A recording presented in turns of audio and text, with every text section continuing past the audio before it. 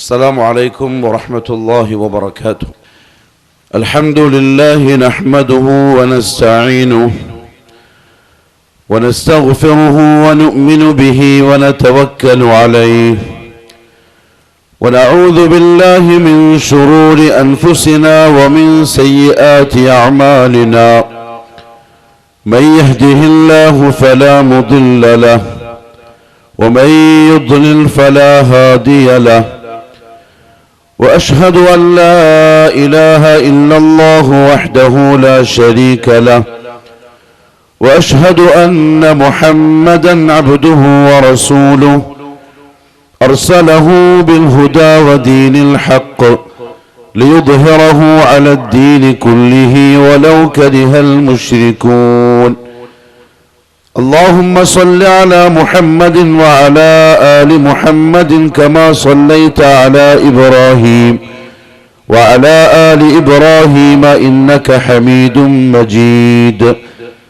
اللهم بارك على محمد وعلى آل محمد كما باركت على إبراهيم وعلى آل إبراهيم في العالمين إنك حميد مجيد.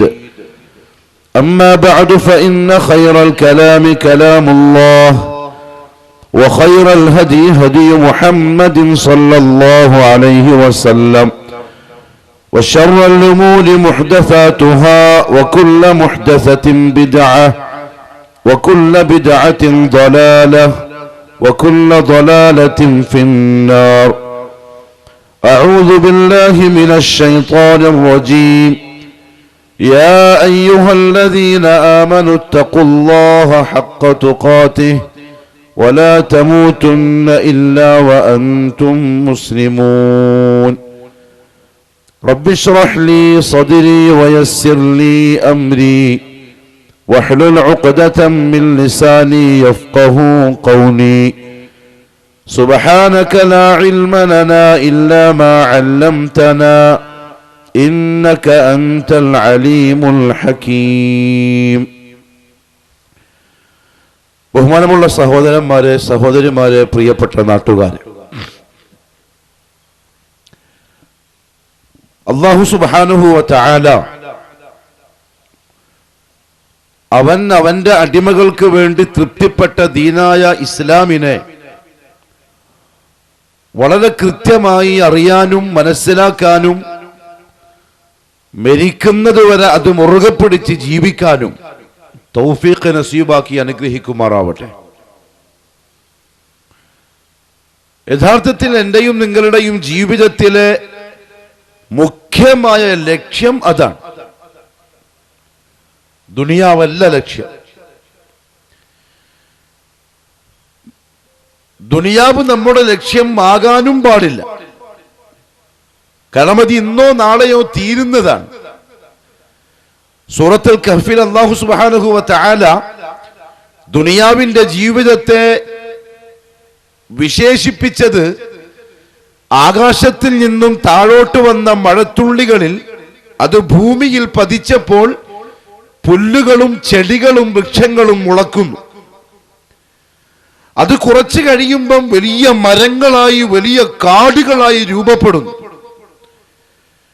പക്ഷെ സൂര്യന്റെ നല്ല വെയിലേറ്റ് ആ പച്ചപ്പുള്ള ഇലകളെല്ലാം ഉണങ്ങി കറുത്ത് അത് താഴോട്ട് വീഴുന്നു. നല്ല ഫലവത്തായ മരങ്ങളിൽ നല്ല പച്ചപ്പോടെ ആരോഗ്യത്തോടെ ഉണ്ടായ ഇലകൾ എത്രത്തോളം കരിഞ്ഞെന്നറിയുമോ? ഒരു കാറ്റിങ്ങനെ വരുമ്പോഴേക്കും അതിനോടൊപ്പം പാറിപ്പോകുന്ന അവസ്ഥയിൽ ഒന്നുമല്ലാതായി മാറുന്നു. അതേപോലെയാണ് ദുനിയാവിന്റെ ജീവിതം.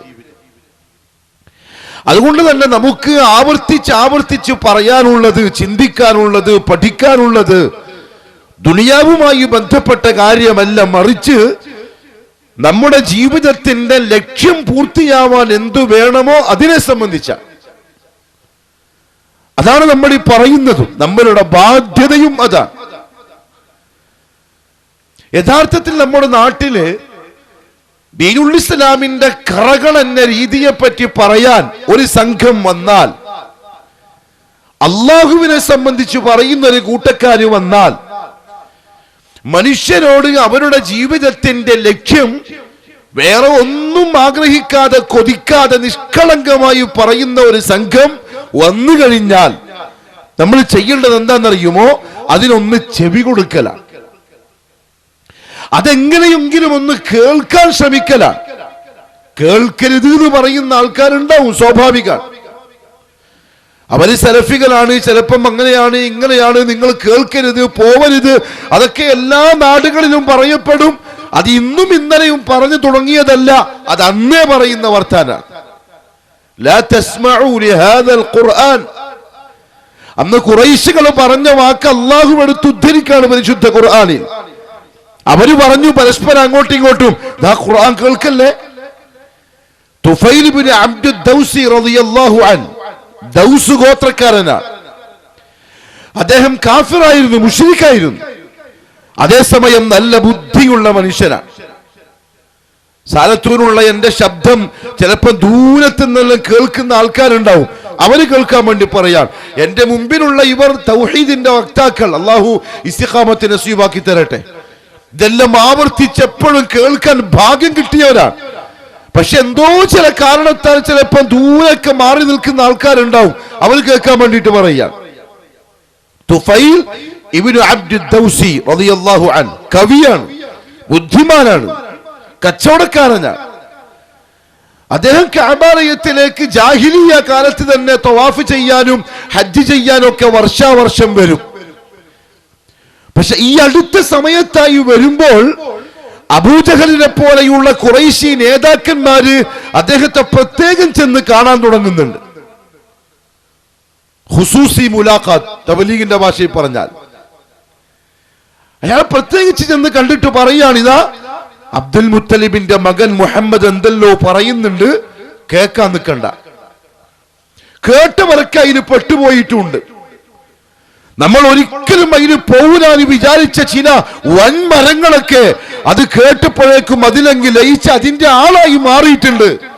നിങ്ങൾ വലിയ ബഹുമാന്യനായ ആളാണ്, നിങ്ങൾ ദൗസ് ഗോത്രത്തിന്റെ നേതാവാണ്, മുഹമ്മദിനെ കാണുമ്പോൾ ശ്രദ്ധിച്ചോളണം, വഴിമാറി പോയിക്കൊള്ളണം, അല്ലെങ്കിൽ അപകടമാണ്.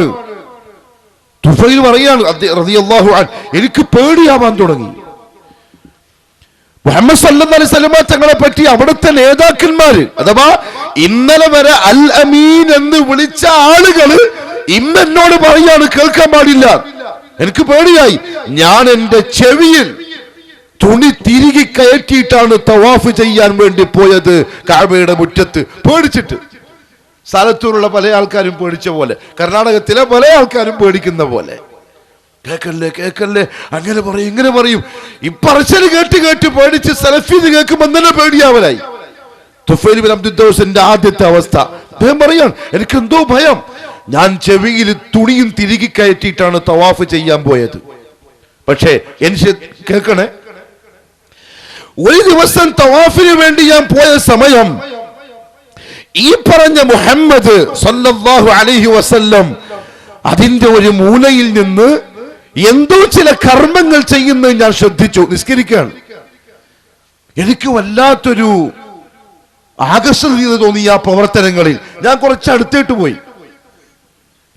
അപ്പൊ അദ്ദേഹം എന്തോ ഒന്ന് ഓതിക്കൊണ്ടിരിക്കുന്നുണ്ട്, പറഞ്ഞുകൊണ്ടിരിക്കുന്നുണ്ട്. അതെന്താന്ന് കേൾക്കാൻ എനിക്ക് ചെറിയൊരു കൊതിയായി. അത് വരും, അതുകൊണ്ടാ കേൾക്കാൻ പാടില്ല, പോകാൻ പാടില്ല എന്ന് പറയുന്നത്. കേട്ടാൽ വരും. ഞാൻ കുറച്ചും കൂടി അടുത്തുപോയി. അപ്പോൾ റസൂലുള്ളാഹി സ്വല്ലല്ലാഹി അലൈഹി വസല്ലം തങ്ങള് ഹാമീം തൊട്ട് തുടങ്ങുന്ന ഒരു സൂറത്ത് ഓതി തുടങ്ങുകയായിരുന്നു. ഹാമീം ഹുറൂഫുൽ മുഖത്തഅ. ഖുർആനിൽ ഏകദേശം 20 ചില്ലാനും സൂറകൾ തുടങ്ങുന്നത് ആ അക്ഷരങ്ങളെ കൊണ്ടാണ്. അതിന് വലിയ ഹിക്മത്തുണ്ട്, വെറുതെ അല്ലാതെ. അത്രയും സൂറകൾ ആ അക്ഷരങ്ങൾ വെച്ച് ആരംഭിച്ചത് വെറുതെ ആരംഭിച്ചതല്ല. അതിന്റെ പിറകിൽ ബുദ്ധിരാക്ഷസന്മാരായ മക്കത്ത് ജീവിച്ച ഖുറൈശികളാകുന്ന അറബികളെ മുട്ടുകുത്തിക്കണമെന്ന അല്ലാഹുവിന്റെ തീരുമാനമാണ്. അവരെ സാഹിത്യത്തിൽ അഹങ്കരിക്കുന്നവരാണ്. തുഫൈൽ പറയാണ്, ഞാൻ സ്വയം ചിന്തിക്കാൻ തുടങ്ങി.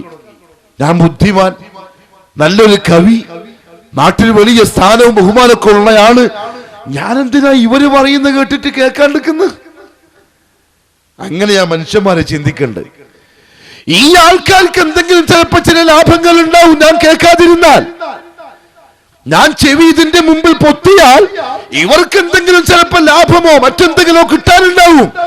ഞാൻ എന്തിനാ അവർക്ക് വേണ്ടിയിട്ട് എന്റെ സ്വന്തം ചെവി വെറുതെ കുത്തി അടക്കുന്നത്? അവർക്ക് വേണ്ടി ഞാൻ എന്തിനാണ് എന്റെ ബുദ്ധിയെ പണയം വെക്കുന്നത്? ഞാൻ എന്റെ ചെവിയിൽ നിന്നും ആ തുടികൾ എടുത്തു മാറ്റി. അപ്പൊ ഞാൻ കേട്ടത് ഹാമീം എന്ന പാരായണമാണ്. എനിക്കെന്തോ ഒരു പൂതി തോന്നി കൂടുതൽ കേൾക്കാൻ. ഞാൻ അടുത്തു ചെന്നിരുന്നു. ഞാൻ ചോദിച്ചു, യാ മുഹമ്മദ് സല്ലല്ലാഹു അലൈഹി വസല്ലം, ഇനി എന്തെങ്കിലും ഓതാനുണ്ടോ എന്ന്.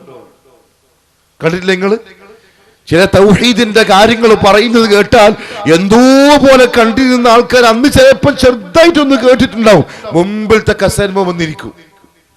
പ്രസംഗം കഴിഞ്ഞാൽ കൈപിടിച്ചിട്ട് പറയും, അടുത്തെവിടെങ്കിലും പ്രസംഗം ഉണ്ടെങ്കിൽ അറിയിക്കണം, ഞാൻ വരുമെന്ന്. അതെങ്ങനെയാണ്? ഇസ്ലാമിന്റെ പരിശുദ്ധമായ കലിമത്തുകളുടെ പ്രത്യേകത അതാണ്. ഖുർആനിന്റെ മാസ്മരികത അതാണ്.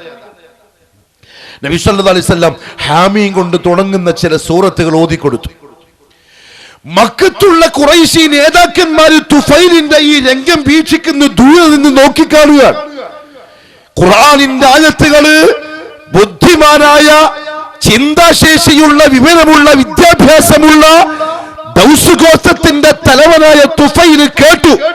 കഅബയുടെ തിരുമുറ്റത്തിരുന്ന് അത് കേട്ട് തീരണ്ട താമസം പ്രവാചകന്റെ കൈപിടിച്ച് പ്രഖ്യാപിച്ചു, അഷ്ഹദു അല്ലാ ഇലാഹ ഇല്ലല്ലാഹ് വഅഷ്ഹദു അന്നക റസൂലുള്ളാഹ്. എന്നിട്ട് പുറത്തേക്ക് പോയി. പോകുമ്പോ പറഞ്ഞ മുറ്റത്ത് ബാപ്പ ഇരിക്കുന്നുണ്ട്. അദ്ദേഹം ആദ്യം പറഞ്ഞ വാക്കെന്താ അറിയോ? ബാപ്പ, ഇനി ഞാനും നിങ്ങൾ തമ്മിൽ യാതൊരു ബന്ധവുമില്ല. ടെൻഷനായി. എന്താ മോനെ? ഞാൻ മുസ്ലിമാണ്, നിങ്ങൾ മുശ്രിക്കാണ്, അതുകൊണ്ട് ബന്ധം ശരിയാവൂല. എന്നാ മോനെ എന്താ നിനക്ക് പറഞ്ഞു തരീൻ? തുഫൈൽ പ്രസംഗിച്ചു കൊടുത്തു. ബാപ്പ മുസ്ലിമായി. ഉള്ളുക്കരിട്ട് ഭാര്യയോട് പറഞ്ഞു, ഇനി ഞാനും നീയും തമ്മിൽ ബന്ധമില്ല. അതെന്തേ? ഞാൻ മുസ്ലിമാണ്, നീ മുശ്രിക്കത്താണ്. എന്നാ പിന്നെ എന്താണ് ഇസ്ലാം? തുഫൈൽ പറഞ്ഞു കൊടുത്തു. ഭാര്യയും മുസ്ലിമായി. മക്കളെയും ഉപ്പാനെയും മാഹിനെയും കൂട്ടിയിട്ട് നബി സല്ലല്ലാഹു അലൈഹി വസല്ലം തങ്ങളുടെ ഹദ്റത്തിലേക്ക് വന്നു. ഇത് പേടിച്ചുകൊണ്ട് അബൂജഹൽ നേരത്തെ എന്ത് പറഞ്ഞ് കേക്കല്ല. ഒരാൾ കേട്ടപ്പം ഒരു കുടുംബം ദീനിലെത്തി, തൗഹീദിലെത്തി. അതുകൊണ്ട് സലഫികൾ ഏതെങ്കിലും നാട്ടിൽ വന്നിട്ട് തൗഹീദിന്റെ വർത്തമാനം പറയുമ്പോൾ കേൾക്കാൻ പാടില്ല എന്ന് പറയുന്ന ആൾക്കാരുണ്ടാവും. അഥവാ അങ്ങനെ പറയപ്പെട്ടുവെങ്കിൽ നിങ്ങൾ നിർബന്ധമായും കേട്ടേ പറ്റൂ. കാരണം എന്താ അറിയോ? സംതിങ് എന്തോ അതിലുണ്ട്, അതുകൊണ്ടാ കേൾക്കണ്ടെന്ന് പറയുന്നത്. അതുകൊണ്ട് അവര് കള്ളം പറഞ്ഞു. ഇപ്പൊ രണ്ട് പണ്ഡിതന്മാർ പ്രസംഗിച്ചു. അവരാരെങ്കിലും എന്തെങ്കിലും വേണ്ടാത്തരങ്ങളോ നേരത്തെ പറഞ്ഞ പോലത്തെ എന്തെങ്കിലും കള്ളക്കഥകളോ മറ്റെന്തെങ്കിലും വേണ്ടാധീനങ്ങളോ ഒന്നും പറഞ്ഞില്ല. ഖുർആന്റെ ആയത്തുകൾ പറഞ്ഞു, നബി സല്ലല്ലാഹു അലൈഹി വസല്ലം തങ്ങളുടെ ഹദീസുകൾ പറഞ്ഞു. പിന്നെ എന്തിനാ ഈ കേൾക്കണ്ടെന്ന് പറയുന്നത്? മുസ്അബ് ബിൻ ഉമൈർ റളിയല്ലാഹു അൻഹു നബി സല്ലല്ലാഹു അലൈഹി വസല്ലം തങ്ങൾ മദീനത്തിലേക്ക് ഹിജ്റ പോകുന്നതിന്റെ 2 മാസം മുമ്പ് മദീനയിലേക്ക് പോയി. ചെറുപ്പക്കാരൻ യുവാക്കളെ, മുസ്അബ് ബിൻ ഉമൈർ അന്ന് ചെറുപ്പക്കാരൻ, 25 വയസ്സിന്റെ താഴെ പ്രായമുള്ള സമയം. നബി സല്ലല്ലാഹു അലൈഹി വസല്ലം തങ്ങൾ പേരുപ്പെട്ട സഹാബത്തിനിടയിൽ നിന്ന് മദീനയിലേക്ക് നേരത്തെ ദീൻ പഠിപ്പിക്കാൻ വേണ്ടി നിയോഗിക്കുന്നത് ആ ചെറുപ്പക്കാരനെയാണ്. എന്തുകൊണ്ടാണെന്നറിയോ? ആ ചെറുപ്പക്കാരന്റെ കഴിവുണ്ടായിരുന്നു ദീൻ പറയാൻ, ജനങ്ങൾക്ക് ഇസ്ലാമിനെ പരിചയപ്പെടുത്തി കൊടുക്കാൻ, മാലോകരുടെ മുമ്പിൽ അല്ലാഹു റബ്ബുൽ ഇസ്സത്തിന്റെ വഹദാനിയത്ത് പ്രസംഗിക്കാൻ, മുഹമ്മദുർ റസൂലുള്ളാഹിയെ പറഞ്ഞിട്ടല്ല ജീവിച്ചിട്ട് കാണിച്ചു കൊടുക്കാൻ മുസ്അബ് ബിൻ ഉമൈർ സാധിക്കുമെന്ന് നബി സല്ലല്ലാഹു അലൈഹി വസല്ലം തങ്ങൾക്ക് അറിയാമായിരുന്നു. അതുകൊണ്ട് 2 മാസം മുമ്പ് മദീനയിലേക്ക് അയച്ചു. അവിടെ അസ്അദ് ബിൻ ദിറാറിന്റെ വീട്ടിൽ താമസമാക്കി. സഅദ് ബിൻ മുആദ് റളിയല്ലാഹു അൻഹു ഖസ്റജ് ഗോത്രത്തിന്റെ നേതാവാണ്. ചില ആൾക്കാർ പോയിട്ട് പറഞ്ഞു, സഅദ്, ഒരാൾ മക്കത്ത് നിന്ന് വന്നിട്ടുണ്ട്. അയാൾ നമ്മുടെ പിതാമഹന്മാര് ഇതുവരെ ആചരിച്ചു പോകുന്ന ആചാരങ്ങളെ വിമർശിക്കുന്നുണ്ട്. സെൽഫികളെ ജോലി, ഏതെങ്കിലും നാട്ടിൽ കയറി പോയിട്ട് സെൽഫികൾ ചെയ്യുന്ന അതേ ജോലി. ഇവിടെയുള്ള നമ്മുടെ പുരോഹിതന്മാരും നമ്മുടെ മേലാളന്മാരും നമ്മുടെ നേതാക്കന്മാരും ഒക്കെ നമ്മുടെ നാട്ടിലുള്ള കാരണവന്മാരൊക്കെ നമുക്ക് പറഞ്ഞു പഠിപ്പിച്ച, ചെറുപ്പത്തിലെ നമ്മൾ കണ്ടും കേട്ടും ആചരിച്ചും വളർന്ന നമ്മുടെ ആശയങ്ങളെ, ആദർശങ്ങളെ, ആചാരങ്ങളെ അയാൾ വല്ലാതെ എതിർക്കുന്നുണ്ട്, അത് ശരിയല്ല എന്ന് പ്രസംഗിക്കുന്നുണ്ട്. വേറെ ഒരു തത്വം അദ്ദേഹം പറയുന്നുണ്ട്. നിങ്ങളുടെ നാട്ടിലെ മക്കത്തുനിന്ന് കയറി വന്ന ഒരാളിങ്ങനെ പ്രസംഗിക്കുമ്പോ നിങ്ങളിങ്ങനെ വെറുതെ ഇരുന്നാൽ ശരിയാവുമോ? പോയി ചോദിച്ചിട്ട് വാ. അങ്ങനെ സ്ക്രൂ കേൾക്കുന്ന മനുഷ്യന്മാർ ഇപ്പോഴും ഉണ്ടാവും. ചില മൂലാമാരുടെ ജോലി അതാണ്. അവർ സ്ക്രൂ കയറ്റി ചെറുപ്പക്കാരെ, നിങ്ങളുടെ നാട്ടിൽ വന്നിട്ട് പറയുന്നത് കേൾക്കുന്നില്ലേ, നിങ്ങളെ ഉപ്പാപ്പാനെയും നിങ്ങളെ കാരണവന്മാരെയും പറയുന്നത് കേൾക്കുന്നില്ലേ, പോടാ പോയിട്ട് മൈക്ക് പിടിച്ച് വാങ്ങണ എന്നെല്ലാം പറഞ്ഞിട്ട് വിടും. അതേപോലെ സഅദ് ബിൻ മുആദിനെ സ്ക്രൂ കയറ്റി മദീനക്കാർ. അദ്ദേഹം തന്റെ അമ്പും വില്ലും അണിഞ്ഞു, വാളി ഉറയിലിട്ടു, കയ്യിൽ കുന്തവും പിടിച്ച് അസ്അദ് ബിൻ റുറാറിന്റെ വീട്ടിലേക്ക് ചെന്നു. മുസ്അബ് ബിൻ ഉമൈർ റളിയല്ലാഹു അൻഹു അതിമനോഹരമായി തൗഹീദ് പ്രസംഗിച്ചു കൊണ്ടിരിക്കുകയാണ്. സഅദ് ബിൻ മുആദ് ഉറച്ച ശബ്ദത്തോടെ പറഞ്ഞു, നിർത്തണം, ഇതിവിടെ ശരിയാവില്ല, നിങ്ങൾ മക്കത്തേക്ക് എത്രയും പെട്ടെന്ന് തിരിച്ചു പോകണം. ഇനി ഒരക്ഷരം നിങ്ങൾ ഇവിടെ പ്രസംഗിച്ചാൽ എന്റെ കുന്തം നിങ്ങളെ നെഞ്ചത്ത് തുളച്ചു കയറും, ജീവന് കൊതിയുണ്ടെങ്കിൽ വിട്ടുകൊള്ളണം. ഇത് അന്നേ ഉള്ളതാണ്, ഇന്ന് ഇന്നലെയും തുടങ്ങിയതല്ല നാട്ടില്, ഇത് അന്നേ അങ്ങനെ തന്നെയാണ്. അത് ഇന്നുണ്ട്, ഇലാ യൗമിൽ ഖിയാമ ഉണ്ടാവുകയും ചെയ്യും. അത് തൗഹീദി പ്രബോധനത്തിന്റെ അള്ളാന്റെ സുന്നത്ത്. എന്നാലേ തൗഹീദ് ഉള്ളവർക്ക് അതിന്റെ രുചി അറിയുള്ളൂ, സുഖിച്ച രുചി അറിയൂല. അത് വേണം. ആ ഒരു ചലനവും ഇളക്കവും ഉണ്ടെങ്കിലേ സാധാരണക്കാരൻ പറയുന്നതിന്റെ ഗൗരവം മനസ്സിലാവുള്ളൂ. അവരുടെ ജീവന് പോലും ഭീഷണി ഉണ്ടായിട്ടും അവനെന്തിനാ ഇത്ര ശക്തമായി പറഞ്ഞുകൊണ്ടിരിക്കുന്നത്, അപ്പൊ ഇതിനെന്തോ കാര്യമുണ്ടല്ലോ എന്ന ആൾക്കാർക്ക് അന്നേരം ബോധ്യാവും. അത് അല്ലാഹുവിന്റെ സുന്നത്താണ്. മുസ്അബ് ബിൻ ഉമൈർ റളിയല്ലാഹു അൻഹു പറഞ്ഞു, സഅദ്, അതാണ് സാലത്തൂരിലുള്ള ഉസ്താദന്മാരോടും ഖത്തീബന്മാരോടും ചെറുപ്പക്കാരോടും ഒക്കെ ഈ പ്രസ്ഥാനത്തിന് പറയാനുള്ളത്. സഅദ്, നിങ്ങളൊന്നിരിക്കിൻ, ഞാൻ പറയുന്നത് നിങ്ങളൊന്ന് ശ്രദ്ധിച്ച് കേൾക്ക്. നിങ്ങളാരോ ഇറക്കി വിട്ടല്ലേ, നീ വന്നിരിക്കുങ്ങള്, ഞാൻ പറയുന്നത് കേൾക്ക്. ഞാൻ പറയുന്ന കാര്യത്തിൽ എന്തെങ്കിലും ഒന്ന് നിങ്ങൾക്ക് നിങ്ങളുടെ ബുദ്ധിക്ക് ചേരാത്തതായി, സത്യത്തിന് വിരുദ്ധമായിട്ടുള്ളതാണെങ്കിൽ ഞാൻ ഇന്ന് വിടും മക്കത്തേക്ക്. ഇനി അതല്ല, ഞാൻ പറയുന്നത് കാര്യമാണെങ്കിൽ, ഞാൻ പറയുന്നത് എന്തെങ്കിലും അർത്ഥമുണ്ടെന്ന് നിങ്ങൾക്ക് തോന്നുന്നുണ്ടെങ്കിൽ നിങ്ങളൊരു മാന്യനാണ്, നിങ്ങളൊരു നേതാവാണ്, എന്താ വേണ്ടത് വെച്ചാൽ നിങ്ങൾ തീരുമാനിച്ചോളി. ബുദ്ധിപരമായ വാക്ക്. സഅദ് ചിന്തിക്കാണ്, എന്റെ പ്രിയപ്പെട്ടവരെ, അങ്ങനെ വേണം നമ്മൾ ചിന്തിക്കാൻ. ശരിയാണല്ലോ, എനിക്കെന്താ ഇതൊന്ന് കേട്ടൂടെ? എന്റെ തലച്ചോർ എന്റെ തലമുറല്ലേ, വേറെ ആളെ തലമുറല്ലോ. എന്റെ ചെവി എന്റെ തലയിലാണ്, എനിക്ക് എന്റേതായ സ്വാതന്ത്ര്യമുണ്ട്. സഅദ് ബിൻ മുആദ് റളിയല്ലാഹു അൻഹു കുന്തം അവിടെ കുത്തി, ആ മണ്ണിൽ കുത്തി. ചരിത്രത്തിന്റെ വരി എങ്ങനെയാണ്, അവിടെ ഇരുന്നു പറയില്, മുസ്അബ് ശരി പറ, ഞാനൊന്ന് കേൾക്കട്ടെ.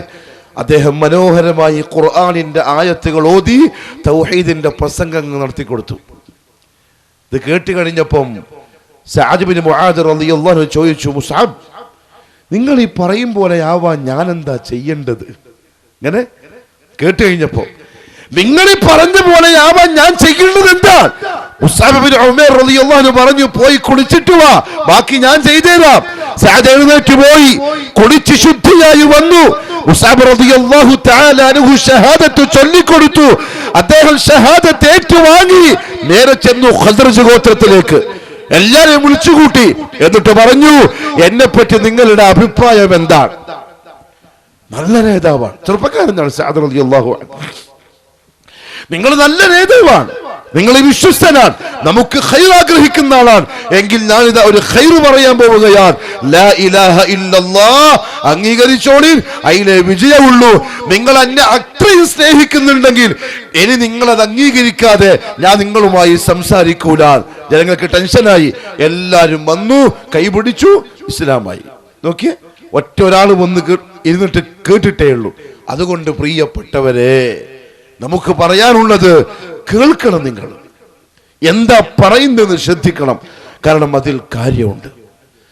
നമ്മെ സംബന്ധിച്ചിടത്തോളം ദുനിയാവിൽ നമ്മൾ വെറുതെ വന്നവരല്ല, നമ്മുടെ മുമ്പിൽ ലക്ഷ്യമുണ്ട്. ദുനിയാവിലേക്ക് വെറുതെ വന്നവർ നാൽക്കാലികൾ. നേരത്തെ ദാരി മൂസ പറഞ്ഞ പോലെ ഉലൈക കൽ അൻആം എന്ന് അല്ലാഹു പറഞ്ഞത് നാൽക്കാലികളെ സംബന്ധിച്ചാൽ ലക്ഷ്യമില്ല. അവർക്ക് എന്തും തിന്നാം, എന്തും കുടിക്കാം, എവിടെയും പോവാം, ആരെയും കല്യാണം കഴിക്കാം, കല്യാണം കഴിക്കാതെ ഭോഗിക്കാം, തോന്നിയ പോലെ കിടന്നുറങ്ങാം. കാരണം ഒരു ദിവസം മരിക്കും, മണ്ണായി തീരും, അതോടെ അവരുടെ ജീവിതം അവസാനിക്കും. ഇനി ഒന്നുമില്ല അവർക്ക്. നാളെ അല്ലാഹുവിന്റെ കോടതിയിൽ അല്ലാഹു ചിലപ്പോൾ ഈ ജീവജാലങ്ങളെ ഹാജരാക്കും. എന്തിനറിയോ? നീതി നടപ്പിലാക്കാൻ. ചിലപ്പം കൊമ്പുള്ള പശു കൊമ്പില്ലാത്തതിനെ കുത്തിയിട്ടുണ്ടാവും, അതിന് പകരം കുത്തിക്കാൻ. അല്ലാഹു റസൂൽ പറഞ്ഞു സ്വല്ലല്ലാഹു അലൈഹി വസല്ലം, രണ്ടാടുകളെ കൊണ്ടുവരും. ഒരാട് കൊമ്പുള്ള ആടായിരിക്കും, മറ്റേന് കൊമ്പുണ്ടാവൂല. ഈ കൊമ്പുള്ള ആട് ദുനിയാവിൽ കൊമ്പില്ലാത്ത ആടായിരുന്നു, മറ്റതിന് കൊമ്പ് ഉണ്ടായിരുന്നു, അതിനെ കുത്തി വേദനിപ്പിച്ചിരുന്നു. അള്ളാഹു ഇവിടെ കൊണ്ടുവന്നത് തിരിച്ചതേ തോതിലുള്ള കുത്ത് കൊടുത്ത് നീതി നടപ്പിലാക്കിയിട്ട് പറയും കൂനു തുറാബ, ശരി മണ്ണായി പോയിക്കോടി, ഖലാസ് കഴിഞ്ഞു. അവർക്ക് കിതാബുകളുടെ ആവശ്യമില്ല, അവർക്ക് പ്രവാചകന്മാരുടെ ആവശ്യമില്ല, അവർക്ക് പരിശുദ്ധ ഖുർആനിന്റെ ആവശ്യമില്ല. നിങ്ങളെ വീട്ടിലുള്ള ഏതെങ്കിലും ഒരുത്തൻ ആട്ടിന്റെ മുമ്പിൽ ഖുർആൻ പിടിച്ചിട്ട് ഓതി കൊടുക്കോ? പോത്തിനോട് പ്രസംഗിച്ചു കൊടുക്കോ? പശുവിന്റെ ആലയിൽ സ്പീക്കർ വെച്ചിട്ട് കേട്ടോളി നല്ല തൗഹീദിന്റെ പ്രഭാഷണമുണ്ട്, ആരും പറയില്ല. കാരണം ഇത് ആവശ്യമില്ല. അവർക്ക് ആവശ്യം പൂർത്തിയാക്കി തീർത്താ മതി. ഞാനും നിങ്ങളും അങ്ങനെയല്ല, അഥവാ ബനൂ ആദം അങ്ങനെയല്ല. നമ്മുടെ മുമ്പിൽ ലക്ഷ്യമുണ്ട്. നമ്മുടെ ദുനിയാവിൽ തോന്നിയ പോലെ ജീവിച്ചു പോകാനായിട്ട് വന്നവരെ അല്ല, മറിച്ച് ജീവിക്കാനുള്ളതിനെ തയ്യാറാക്കാൻ വേണ്ടി ദുനിയാവിൽ വന്നവരാ. നമ്മൾ ജീവിക്കാൻ പോകുന്നത് മരിച്ചതിന് ശേഷമാണ്.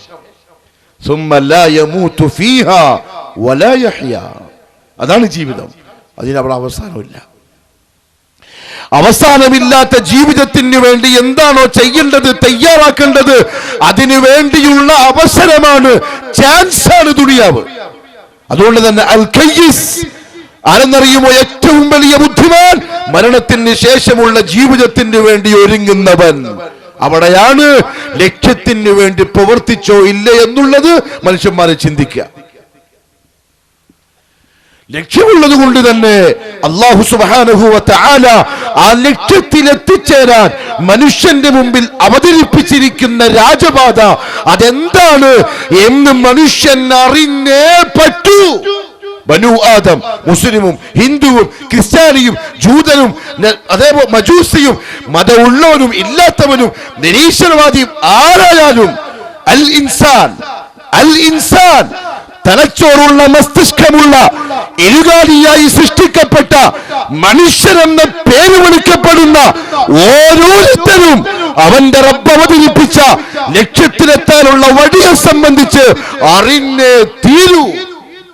അല്ലെങ്കിൽ അവൻ നഷ്ടവാളിയാണ്. ദുനിയാവിലല്ല, ആഖിറത്തിൽ. കാരണം നമ്മൾ പറഞ്ഞു ദുനിയാവ് നഷ്ടവും വിജയം കൊടുക്കാനുള്ള സ്ഥലമല്ല, ജീവിച്ചു തീർക്കാനുള്ളതാണ്. ആഖിറമാണ് ലക്ഷ്യം. അവിടെ നഷ്ടത്തിൽ പെട്ടുപോകും. ومن يبتغي غير الإسلام دينا فلن يقبل منه وهو في الآخرة من الخاسرين. അല്ലാഹുവിന്റെ വാക്ക്. ആ രാജപാത ഇസ്ലാമാണ്. മനുഷ്യന് ലക്ഷ്യത്തിലെത്താനുള്ള രാജപാത ഇസ്ലാമാണ്. ആ ഇസ്ലാം അല്ലാത്ത വേറെ ഏതെങ്കിലും ദീൻ ഒരുത്തൻ അവന്റെ വഴിയായി സ്വീകരിച്ചാൽ ഫലൻ യുഖ്ബല മിൻഹു, തീർച്ചയായും അവനിൽ നിന്നും സ്വീകരിക്കപ്പെടൂല എന്നല്ല, വഹുവ അവൻ ഫിൽ ആഖിറതി മിനൽ ഖാസിരീൻ, മരണത്തിന് ശേഷം ആഖിറത്തിൽ നഷ്ടവാളികളുടെ കൂട്ടത്തിലായിരിക്കും. ദുനിയാവിൽ ഒരു നഷ്ടം ഉണ്ടാവില്ല. അതുകൊണ്ടല്ലേ ദീൻ ഇല്ലാത്തവരും ഇസ്ലാം ഇല്ലാത്തവരും സുഖമായി ദുനിയാവിൽ ജീവിക്കുന്നത്. പ്രത്യേകിച്ചു നസാറാക്കളെ പറ്റി അള്ളാഹു പറഞ്ഞു, അള്ളാഹുവിന് മോനുണ്ട് എന്ന് വാദിക്കുന്നവരാണ്. അള്ളാഹു പുത്രനെ സ്വീകരിച്ചു എന്ന് പറഞ്ഞതാണ്. അള്ളാഹുവിന് ഇത്ര വെറുപ്പുള്ള മറ്റൊരു സംഗതി ദുനിയാവിലില്ല. എന്നിട്ടും അവൻ ഈ ദുനിയാവിൽ സുഖകരമായി ജീവിക്കുന്നത് ദുനിയാവിനെ അള്ളാഹു ആദർശവുമായി ബന്ധപ്പെടുത്താത്തത് കൊണ്ടാണ്. ജാറങ്ങൾ ഉണ്ടാക്കുക, ദർഗകൾ ഉണ്ടാക്കുക, ഉറൂസുകൾ നടത്തി മരിച്ച മയ്യത്തുകളിലേക്ക് ആൾക്കാരെ വിളിക്കുക, എന്നിട്ട് ആ മയ്യത്തിനോട് ദുആ ചെയ്യുക, അവനോട് സഹായം തേടുക, ഒരു ഉളുപ്പുമില്ലാതെ ഖബറിന്റെ മുന്നിൽ ചെന്ന് സുജൂദ് ചെയ്യുക. ഇത്ര വൃത്തികെട്ട വേറൊരു ജോലി ദുനിയാവിലില്ല. അള്ളാഹ്ക്ക് ഇത്ര വെറുപ്പുള്ള മറ്റൊരു സംഗതിയില്ല. എന്നിട്ട് എന്തേ അള്ളാഹു ഒന്നും ചെയ്യാത്തത്? ദുനിയാവായതുകൊണ്ട്. ദുനിയാവിനെ അള്ളാഹു ഇസ്ലാമുമായി ബന്ധപ്പെടുത്തിയിട്ടില്ല. ഒന്നും ആക്കൂല. ചില മനുഷ്യന്മാർ വിചാരിക്കുന്നുണ്ടാവും, എന്ത് നീ സലഫി എന്തായി പറയുന്നത്, എത്ര കാലമായി പറയാൻ തുടങ്ങിയിട്ട്. നമ്മളെ ദർഗയല്ല അങ്ങനെ തന്നെ നിൽക്കുന്നുണ്ട്. നമ്മളെ ജാറത്തിലെ ഉറൂസ് വർഷം തോറും പിന്നെയും ആട് കൂടി വരുന്നുണ്ട്. ഡെക്കറേഷൻ ബൾബ് പിന്നെയും കൂടുകയാണ്, വരുമാനം പിന്നെയും കൂടുകയാണ്, കച്ചവടം പിന്നെയും പൊടിപൊടിക്കുകയാണ്. അള്ളാഹു മനസ്സിലാക്കാനുള്ള തൗഫീഖ് നസീബാക്കി തരട്ടെ. ഒന്നും സംഭവിക്കൂല, ഒരു കുറവും അതിലുണ്ടാവൂല. അള്ളാഹു ആദർശവുമായി അതിനെ ബന്ധപ്പെടുത്തിയിട്ടില്ല. അതേസമയം റബ്ബുൽ ഇസ്സത്തിന്റെ കോടതിയിലെത്തിയാൽ വല്ലാഹു യഹ്കുമു ബൈനഹും യൗമൽ ഖിയാമ, അവരുടെ ബന്ധം ആദർശവുമായിട്ടാണ്. അതിന്റെ ബന്ധം ആദർശവുമായിട്ടാണ്. ആ ആദർശം എന്ന് പറയുന്നത് ദീനുൽ ഇസ്ലാം, അതല്ലാത്ത വേറൊരു വഴിയില്ല. അത് പഠിപ്പിക്കാനാണ് അള്ളാഹു 1.25 ലക്ഷം അംബിയാ മുർസലീങ്ങളെ അയച്ച്. അപ്പൊ തന്നെ ഇതിന്റെ ഗൗരവം മനസ്സിലായിക്കൂടെ? 4 കിതാബുകൾ നൽകിയത്, ഖിയാമത്ത് നാൾ വരെ ഒരു അപകടവും സംഭവിക്കാതെ സുരക്ഷിതമാക്കപ്പെട്ട പരിശുദ്ധ ഖുർആൻ നൽകിയത്.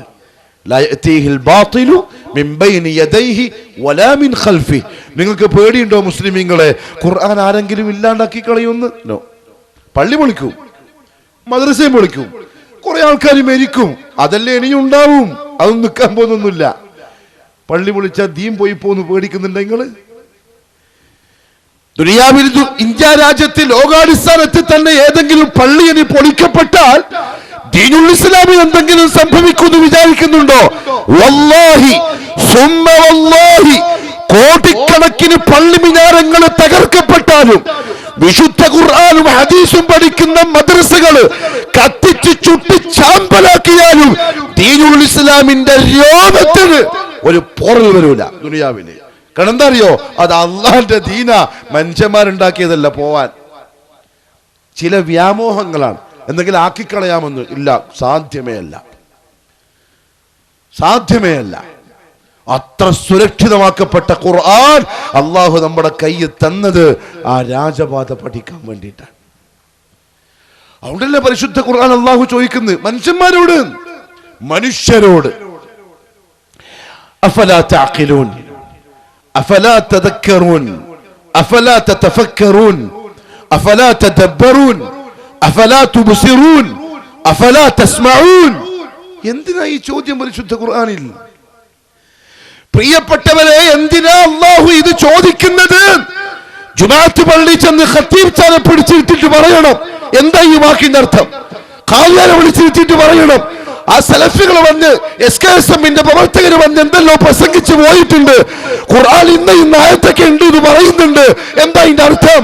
ഖാദിയാർ പറയാൻ നിർബന്ധിതനാവണം, ചോദിച്ചു പഠിക്കണം. അതാ ഖാദിന്റെ മഹല്ലത്തിലെ ജോലി. ഖത്തീബിന്റെ മഹല്ലത്തിലെ ജോലി എന്താ?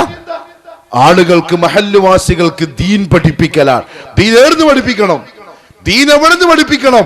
അവന്റെ തലയോട്ടിന്റെ ഉള്ളിൽ നിന്നല്ല, അള്ളാഹു സുരക്ഷിതമാക്കിയ പരിശുദ്ധ ഖുർആനിൽ നിന്ന്, റസൂലുള്ളാഹിന്റെ സുന്നത്തിൽ നിന്ന്. അഫലാ തഅഖിലൂൻ, എന്തപ്പോ നിങ്ങൾ ചിന്തിക്കുന്നില്ലേ? നിങ്ങൾ ആലോചിക്കുന്നില്ലേ? നിങ്ങൾ എന്നാ ഫിക്റാക്കുന്നില്ലേ? നിങ്ങൾ കാണുന്നില്ലേ, കേൾക്കുന്നില്ലേ? ഖുർആനിൽ അള്ളാഹു ചോദിക്കുന്നു. കാണുന്നുണ്ടാവില്ല. അതിങ്ങനെ ബുലൂദിന്റെ പട്ടിന്റെ ഇതിൽ പൊതിഞ്ഞിട്ട് തട്ടുംപുറത്ത് വെച്ചാൽ പിന്നെ കാണുമോ? പിന്നെ ചിന്തിക്കോ? ആകെ മരിച്ചാൽ മാത്രമല്ലേ പുറത്തെടുക്കുന്നുള്ളൂ.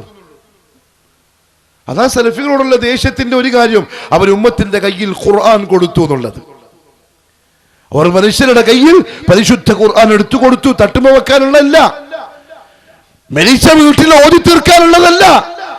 ഓരോരോ മഹല്ലത്തിന് വന്നു പോകുന്ന ഖത്തീബുമാരുടെയും ഖാദിമാരുടെയും അഭിപ്രായം അനുസരിച്ച് 70,000, വേറെ ഖത്തീബിന് 1 ലക്ഷം, വേറെ ഖത്തീബിന് 1 കോടി, വേറെ ഖത്തീബിന് 2 കോടി പ്രാവശ്യം ഖത്തം മഹല്ലുവാസികളെ കൊണ്ട് ഓദിപ്പിച്ച് മരിച്ച മയ്യത്തിന് പാഴ്സലാക്കാനുള്ളതല്ല. നേരത്തെ അദ്ദേഹം പറഞ്ഞില്ലേ സൂറത്ത് യാസീന്റെ ആയത്ത്, ലിയുൻദിറ മൻ കാന ഹയ്യ. ഖുർആൻ, അതിനാ ഖുർആൻ. പൊത്തിവെക്കാനുള്ളതല്ല ഖുർആൻ, എടുക്കാനുള്ളതാണ്, വായിക്കാനുള്ളതാണ്, പഠിക്കാനുള്ളതാണ്. എന്റെ പ്രിയപ്പെട്ട ശബ്ദം കേൾക്കുന്ന യുവാക്കളെ, സാലത്തൂരുള്ള യുവാക്കളെ, നിങ്ങൾ വിവരമുള്ളവരല്ലേ, വിദ്യാഭ്യാസമുള്ളവരല്ലേ, ഖുർആൻ നിങ്ങളെ കൈമണില്ലേ? അതെടുത്തിട്ട് പോണം ഉസ്താന്റെ മുമ്പിലേക്ക്, പള്ളിയിൽ, നിങ്ങളെ മഹല്ല് പള്ളിയിൽ. ഇനി ആർന്ന് പറഞ്ഞതില്ലെങ്കിൽ ഈ പള്ളിയിൽ വന്നാലും മതി. ഇത് അതിനുള്ള വള്ളിയാ. ഇതിന്റെ പിറകിൽ പ്രവർത്തിച്ചവരെടുത്തവർ അള്ളാഹു അനുഗ്രഹിക്കട്ടെ, സ്വർഗത്തിൽ അള്ളാഹു വീട് പണിത് കൊടുക്കട്ടെ. ഇത് അതിന് മാത്രമുള്ളതാണ്. പഠിക്കാൻ, എന്ത് പഠിക്കാൻ? ഖുർആൻ. ഇവിടെ മൗലൂദ് ഉണ്ടാവൂല, ഇവിടെ റാത്തീബ് ഉണ്ടാവൂല, ഈ പറയപ്പെട്ട പോലെ മനുഷ്യന്മാരുടെ പോലീസുകൾ പറയില്ല. അത് പറഞ്ഞിട്ടൊരു കാര്യമില്ല. നമ്മളെ വിശ്വാസം മനുഷ്യന്മാരുടെ പോലീശ. ഞാൻ ഒരു പോലീസ് കേട്ടു. എന്താ സംഗതി എന്നറിയോ? അതൊന്നും നമുക്ക് ഈ പള്ളിയിലൊന്നും കേൾക്കാൻ പറ്റൂല. ഒരു ഷെയ്ഖ് CM പോലെ ഒരു യാത്ര ഇങ്ങനെ പോകുമ്പോൾ ഒരു പെണ്ണിന്റെ മുഖം കണ്ടുപോയി. അങ്ങനെ മൂപ്പർക്കാകെ ടെൻഷനായി. മൂപ്പര് ഖാദിമിനോട് പറഞ്ഞൊരു പിടി മണ്ണ് മാറിയിട്ട് എൻ്റെ തലയിലിട്, ഇങ്ങനെ തൗബ ചെയ്യാൻ അല്ലാഹുവിന്റെ റസൂൽ പഠിപ്പിച്ച്. ഇങ്ങനെ തൗബ ചെയ്യാല. പെണ്ണ് നോക്കാൻ പാടുണ്ടോ? അതൊന്നും പാടില്ല, ശരി തന്നെ, ഹറാം തന്നെ, കുറ്റം കിട്ടും. അതിന്റെ തൗബ ഇങ്ങനെയാ, മണ്ണ് മാറി തലയിലിടും എന്ന് പറഞ്ഞ വേറൊരാളുണ്ട്. അല്ലാഹുവിന്റെ റസൂൽ സല്ലല്ലാഹു അലൈഹി വസല്ലം വേറെ ഒരുത്തനെ പറ്റി അവനവന്റെ തലയിൽ മണ്ണ് വാരിയിട്ട് ഓടൂ എന്ന് പറഞ്ഞിട്ടുണ്ട്. അതിനറിയോ? ശൈത്താൻ എപ്പോൾ മുസ്ലിമീങ്ങൾ സുജൂദ് ചെയ്യുമ്പോ, ബനു ആദം സുജൂദ് ചെയ്താൽ പിശാചി തലയിൽ മണ്ണും വാരിയിട്ട് ആർത്തട്ടഹസിച്ച് വിളിച്ചിട്ട് പറയും, ആദമിന്റെ മക്കളോട് സുജൂദ് ചെയ്യാൻ കൽപ്പിച്ചപ്പോ അവൻ ചെയ്തു, അവന് സ്വർഗം കിട്ടി. എന്നോട് പറഞ്ഞപ്പോ ഞാൻ ചെയ്തില്ല, എനിക്ക് നരകമായി പോയി. ടെൻഷൻ അടിച്ചിട്ടോടും. ആ പരിപാടിയാ CM ഊരി കാണിക്കുന്നത്. ഖാദിമ് മനസ്സോടെ അയാളെ തലയിൽ മണ്ണ് വാരിയിട്ടു. അയാൾ വയനാട്ടിലെ കാട്ടിലേക്ക് അങ്ങ് കയറിപ്പോയി. 1 കൊല്ലവും 2 മാസവും 11 ദിവസവും അള്ളാഹുവിന്റെ റസൂലിന്റെ താരീഖൊക്കെ രേഖപ്പെടുത്തും പോലെയാ മൂലാരി പ്രസംഗിക്കുന്നത്. CM ഊരിന്റെ താരീഖ് 1 കൊല്ലവും 2 മാസവും 11 ദിവസവും വയനാട്ടെ കാട്ടിന് പോയി തൗബ ചെയ്തു. ആര് പറഞ്ഞങ്ങനെ പോവാൻ തൗബ ചെയ്യാനും? എന്തിനാ? എന്നിട്ടോ അവിടെ പുലിക്കെന്താ നിങ്ങളെ നാട്ടിൽ പറയാ? പിലിയ. എന്താണ് ആ പേരിന്റെ ഇതന്നെ കളഞ്ഞല്ലേ നിങ്ങള്? പുലി എന്ന് പറയുമ്പോൾ ഒരു ഗൗരവമുള്ളൂ. പിലിയും പിന്നെ നെരിയും പിന്നെ കുറുക്കനൊക്കെ ആയിരുന്നു അവിടെ അയാളുടെ ചങ്ങാതിയിൽ. നമുക്ക് മനസ്സിലാകുന്നുണ്ട്. കാവൽ നിന്നത് ആനകളായിരുന്നു. ഇതാരോടാ പ്രസംഗിക്കുന്നറിയോ? നിങ്ങളെപ്പോലെ നമ്മളെ മുമ്പിൽ ഇരിക്കുന്ന മനുഷ്യരോട്. എന്താ പ്രസംഗിക്കുന്നറിയോ? ബാലരമ വായിച്ചതാ. മായാവി ഇങ്ങനെ ഉണ്ടായിരുന്നു, ഡിങ്കൻ ഇങ്ങനെ ഉണ്ടായിരുന്നു, കുട്ടൂസനും ഡാക്രിയും ലുട്ടാപ്പിയും ഉണ്ടായിരുന്നു എന്നല്ല പ്രസംഗിക്കുന്നത്. ബുദ്ധിയുള്ള മനുഷ്യരെ മുമ്പിൽ നിർത്തി അവരുടെ ആദർശമായി പഠിപ്പിച്ചു കൊടുക്കുകയാണ്. അതാ അതിന്റെ ഗൗരവം. അഖീദയായിട്ട് പഠിപ്പിച്ചു കൊടുക്കുകയാണ്. 1 കൊല്ലവും 2 മാസവും 11 ദിവസവും കാട്ടുപോയി അങ്ങനെ തൗബ ചെയ്തിട്ട് അവസാനം ഇറങ്ങി വരുമ്പോഴാണ് മറ്റേ സ്ഥലം കാണുന്നു. മൂപ്പര് നോളജ് സിറ്റി നിൽക്കുന്ന സ്ഥലം. അത് തിരിഞ്ഞ നിങ്ങൾക്ക് കാന്തപുരം AP അബൂബക്കർ മുസ്ലിയാരെ മുടിപ്പള്ളിയുള്ള സ്ഥലം കണ്ടപ്പോ, അന്ന് പള്ളിയില്ല, അന്ന് CM പറഞ്ഞത്രേ ഇത് പൊന്നു വിളയുന്ന ഭൂമിയാണ്. ഈ കച്ചവടക്കാരന്റെ വലിയ കച്ചവടക്കാരനാ മൂപ്പർ. അങ്ങനെ അന്ന് നോക്കിയിട്ട് പറഞ്ഞത്രേ ഇത് പൊന്നു വിളയുന്ന ഭൂമിയാണ്, അവിടെയാണ് ഇപ്പൊ നോളജ് സിറ്റി വന്നിട്ടുള്ളത്. പറയുന്നു, ചിന്തിക്കണ്ടേ എന്താ ഞാൻ ഈ പറയുന്നത്? അള്ളാഹു മനസ്സിലാക്കാനുള്ള തൗഫീഖ് നസീബാക്കി തരട്ടെ. ഇതൊന്നും പറയാൻ വിചാരിച്ചല്ല, പക്ഷേ ഉമ്മത്തിത് അറിയണം. എന്താണ് ഈ സലഫികളുടെയും നമ്മുടെ നാട്ടിലെ പുരോഹിതന്മാരും തമ്മിലുള്ള വ്യത്യാസം എന്താണെന്ന് മനസ്സിലാവണം. അതിനു വേണ്ടി പറഞ്ഞതാണ്. ഖുർആൻ സ്ഥലത്ത് പോയിട്ട് പഠിക്കിൻ, ചോദിക്കിൻ, എന്താ നമ്മുടെ ലക്ഷ്യം, എന്താ ഖുർആൻ പഠിപ്പിക്കുന്ന ദീനുൽ ഇസ്ലാം. റസൂലുള്ളാഹി സ്വല്ലല്ലാഹു അലൈഹി വസല്ലം ആ ഖുർആൻ വെച്ചിട്ടാണ് ദീൻ പഠിപ്പിച്ചത്. അല്ല, അല്ലാഹുവിന്റെ റസൂലിന്റെ ഖുതുബയെ പറ്റി പറഞ്ഞ എന്താണ്? യഖറഉ ആയാതിൻ വയുദക്കിറുൻ നാസ്. ഖുർആനിന്റെ ആയത്തുകൾ ഓതും, എന്നിട്ട് ജനങ്ങളെ ഉത്ബോധനം ചെയ്യും. റസൂലുള്ളാഹി സ്വല്ലല്ലാഹു അലൈഹി വസല്ലം തങ്ങൾ പരിശുദ്ധ ഖുർആനിന്റെ ആയത്തുകൾ ഓതി ബനു ആദമിനോട്, ആദം സന്തതികളോട്, മനുഷ്യരാശിയോട് അവരുടെ ജീവിതത്തിന്റെ ലക്ഷ്യപൂർത്തീകരണത്തിനായി ആദ്യമായി നിർവഹിക്കാൻ പറഞ്ഞിട്ടുള്ള സംഗതി 5 നേരത്തെ നിസ്കാരമല്ല. അത് മനസ്സിലാക്കണം. അതായത് നിങ്ങൾക്ക് മുസ്ലിം ആവാൻ, അല്ലെങ്കിൽ നിങ്ങൾക്ക് സ്വർഗത്തിൽ പോവാൻ, നിങ്ങൾക്ക് അല്ലാഹുവിന്റെ ആളുകളാവാൻ നിങ്ങൾ നിസ്കാരം തുടങ്ങിക്കോളി എന്നല്ല മുഹമ്മദ് സല്ലല്ലാഹു അലൈഹി വസല്ലം ആദ്യമായി പ്രഖ്യാപിച്ചത്. നോമ്പെടുക്കാനുമല്ല, സക്കാത്ത് കൊടുക്കാനുമല്ല, ഹജ്ജ് ചെയ്യാനുമല്ല. ഈ പറയപ്പെട്ട 4ഉം ദീനുൽ ഇസ്ലാമിന്റെ ദഅവത്ത് തുടങ്ങി 13 കൊല്ലത്തിന് ശേഷം നിയമമാവുന്ന തന്നെ. ഇസ്ലാമിന്റെ ദഅവത്ത് മക്കത്ത് തുടങ്ങി 13 കൊല്ലത്തിന് ശേഷം ഹിജ്റ കഴിഞ്ഞ് മദീനത്ത് വന്നപ്പോഴാണ് നോമ്പും സക്കാത്തും ഹജ്ജും ഒക്കെ അല്ലാഹു തശ്രീഅ് ചെയ്യുന്ന, ശരീഅത്തിൽ നിയമമാക്കുന്നത്. എന്നുവെച്ചാൽ 13 കൊല്ലം അതില്ല. എന്തുകൊണ്ടില്ല? അത് ചെയ്യലല്ല മുസ്ലിമാനാവൽ, മുസ്ലിമായിട്ട് ചെയ്യേണ്ടതാണത്. അതാണ് വ്യത്യാസം. 13 കൊല്ലം കൊണ്ട് മുസ്ലിമാക്കി സഹാബാക്കളെ, ഖുറൈശികളെ 13 കൊല്ലം കൊണ്ട് മുസ്ലിമാക്കി. എന്നിട്ട് ഇസ്ലാമിന്റെ ടെസ്റ്റ് ചെയ്തു ബദർ യുദ്ധത്തിൽ. ചരിത്രം അറിയണം. മക്കത്തെ 13 കൊല്ലം ദീനുൽ ഇസ്ലാം പഠിപ്പിച്ചു റസൂലുള്ളാഹി സ്വല്ലല്ലാഹി അലൈഹി വസല്ലം. വഹയിന്റെ അടിസ്ഥാനത്തിൽ ഖുർആനിന്റെ ആയത്തുകൾ മാത്രം ഓതിയിട്ട്. കാരണം ഉമ്മിയായ പ്രവാചകനാണ്, എഴുതാനും അറിയില്ല, വായിക്കാനും അറിയില്ല, ഒന്നും അറിയില്ല മുഹമ്മദ് സ്വല്ലല്ലാഹി അലൈഹി വസല്ലം. ആകെ പറയാൻ അറിയൽ എന്താണ്? ജിബ്രീൽ വന്ന് വഹി അറിയിക്കുന്ന സംഗതി മാത്രം.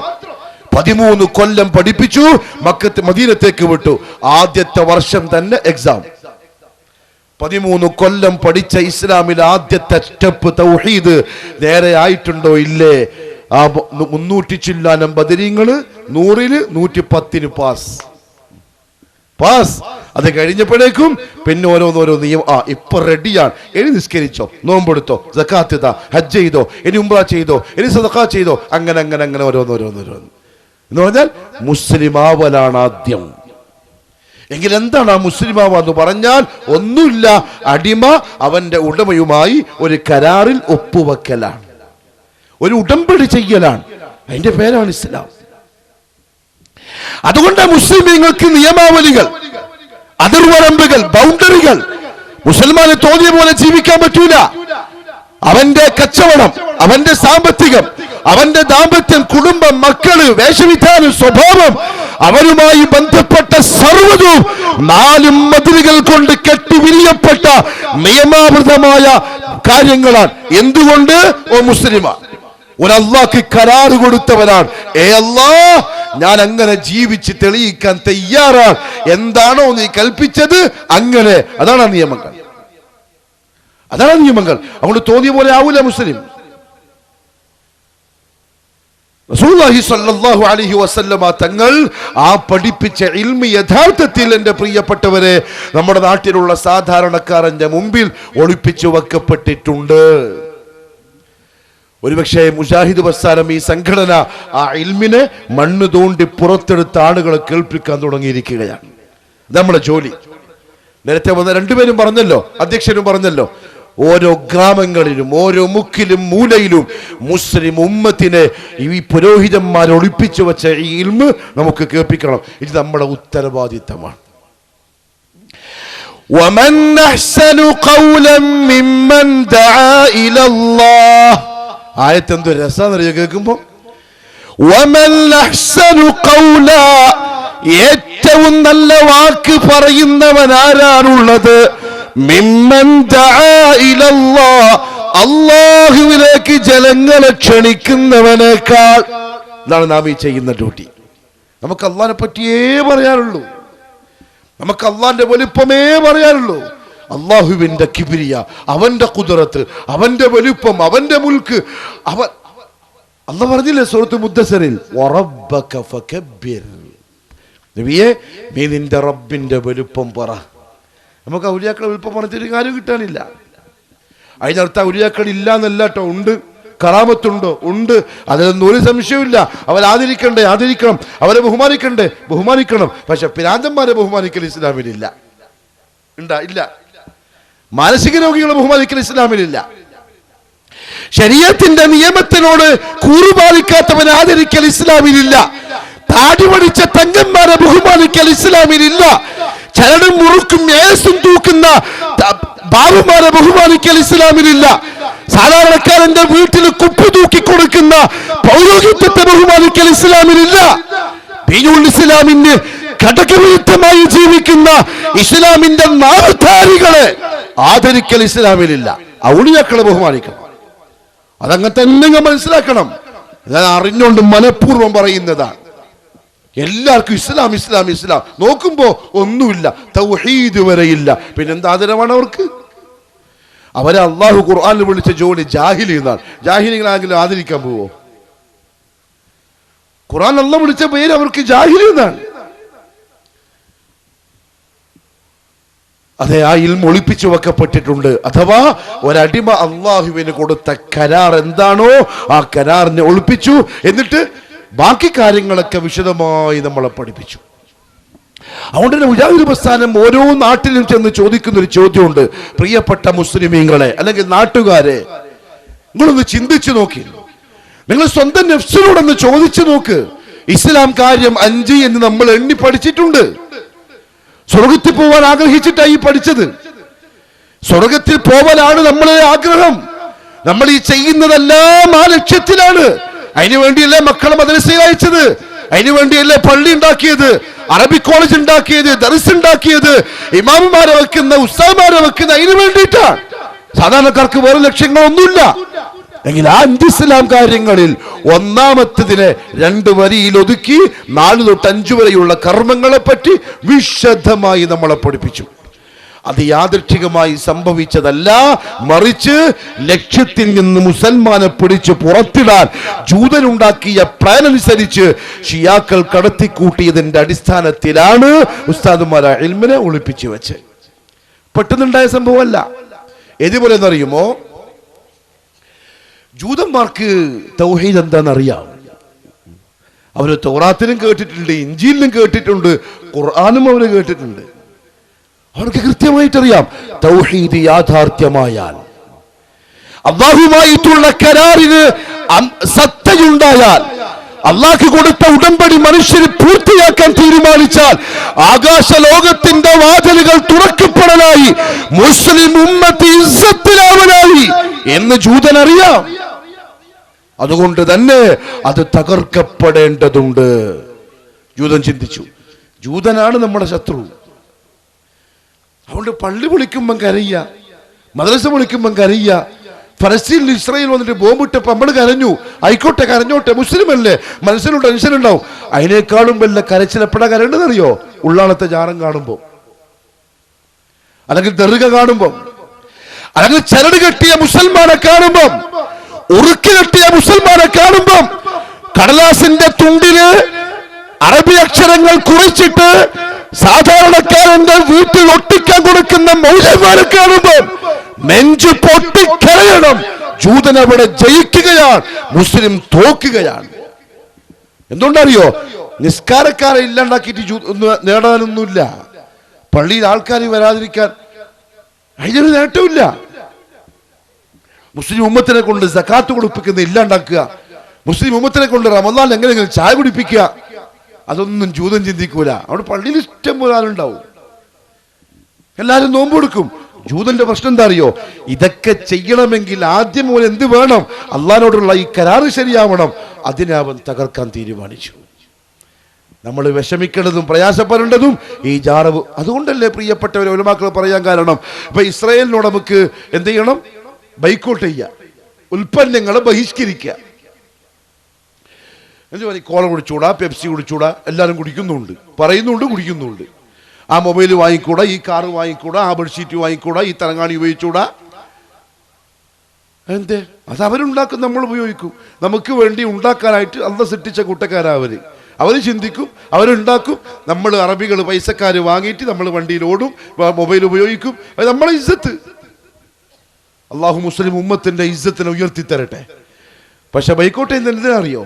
അവരെ ഉണ്ടാക്കി വച്ച ദുനിയാവിൽ നിന്ന് എത്രയും പെട്ടെന്ന് ജാറങ്ങൾ തകർക്കണം, എത്രയും പെട്ടെന്ന് ദർഗകൾ തകർക്കണം, നേർച്ചകൾ, ഉറൂസുകൾ, ഉത്സവങ്ങൾ ഇല്ലാതെയാവണം.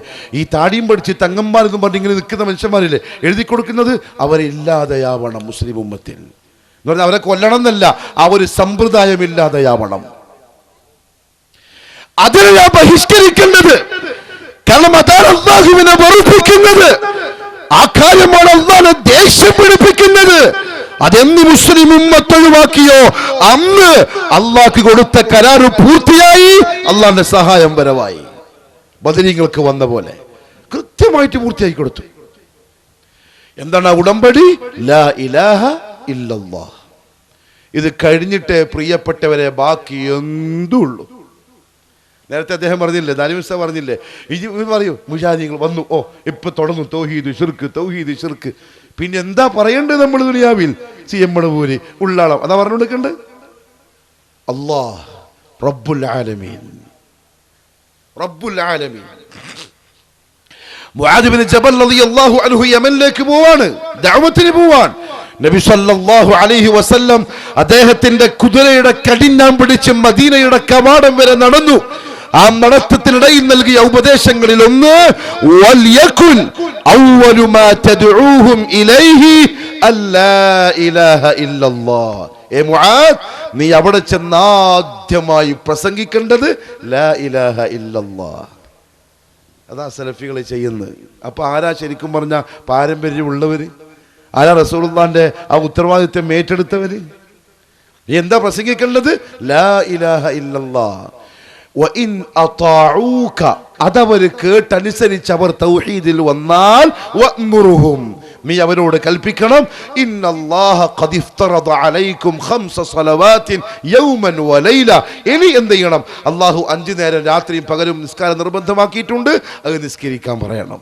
അത് നിസ്കരിച്ചാൽ അവരുടെ പണക്കാരിൽ നിന്ന് സക്കാത്ത് വാങ്ങണം, പാവങ്ങൾക്ക് കൊടുക്കണം. ആദ്യം ലാ ഇലാഹ ഇല്ലല്ലാഹ് പറയണം.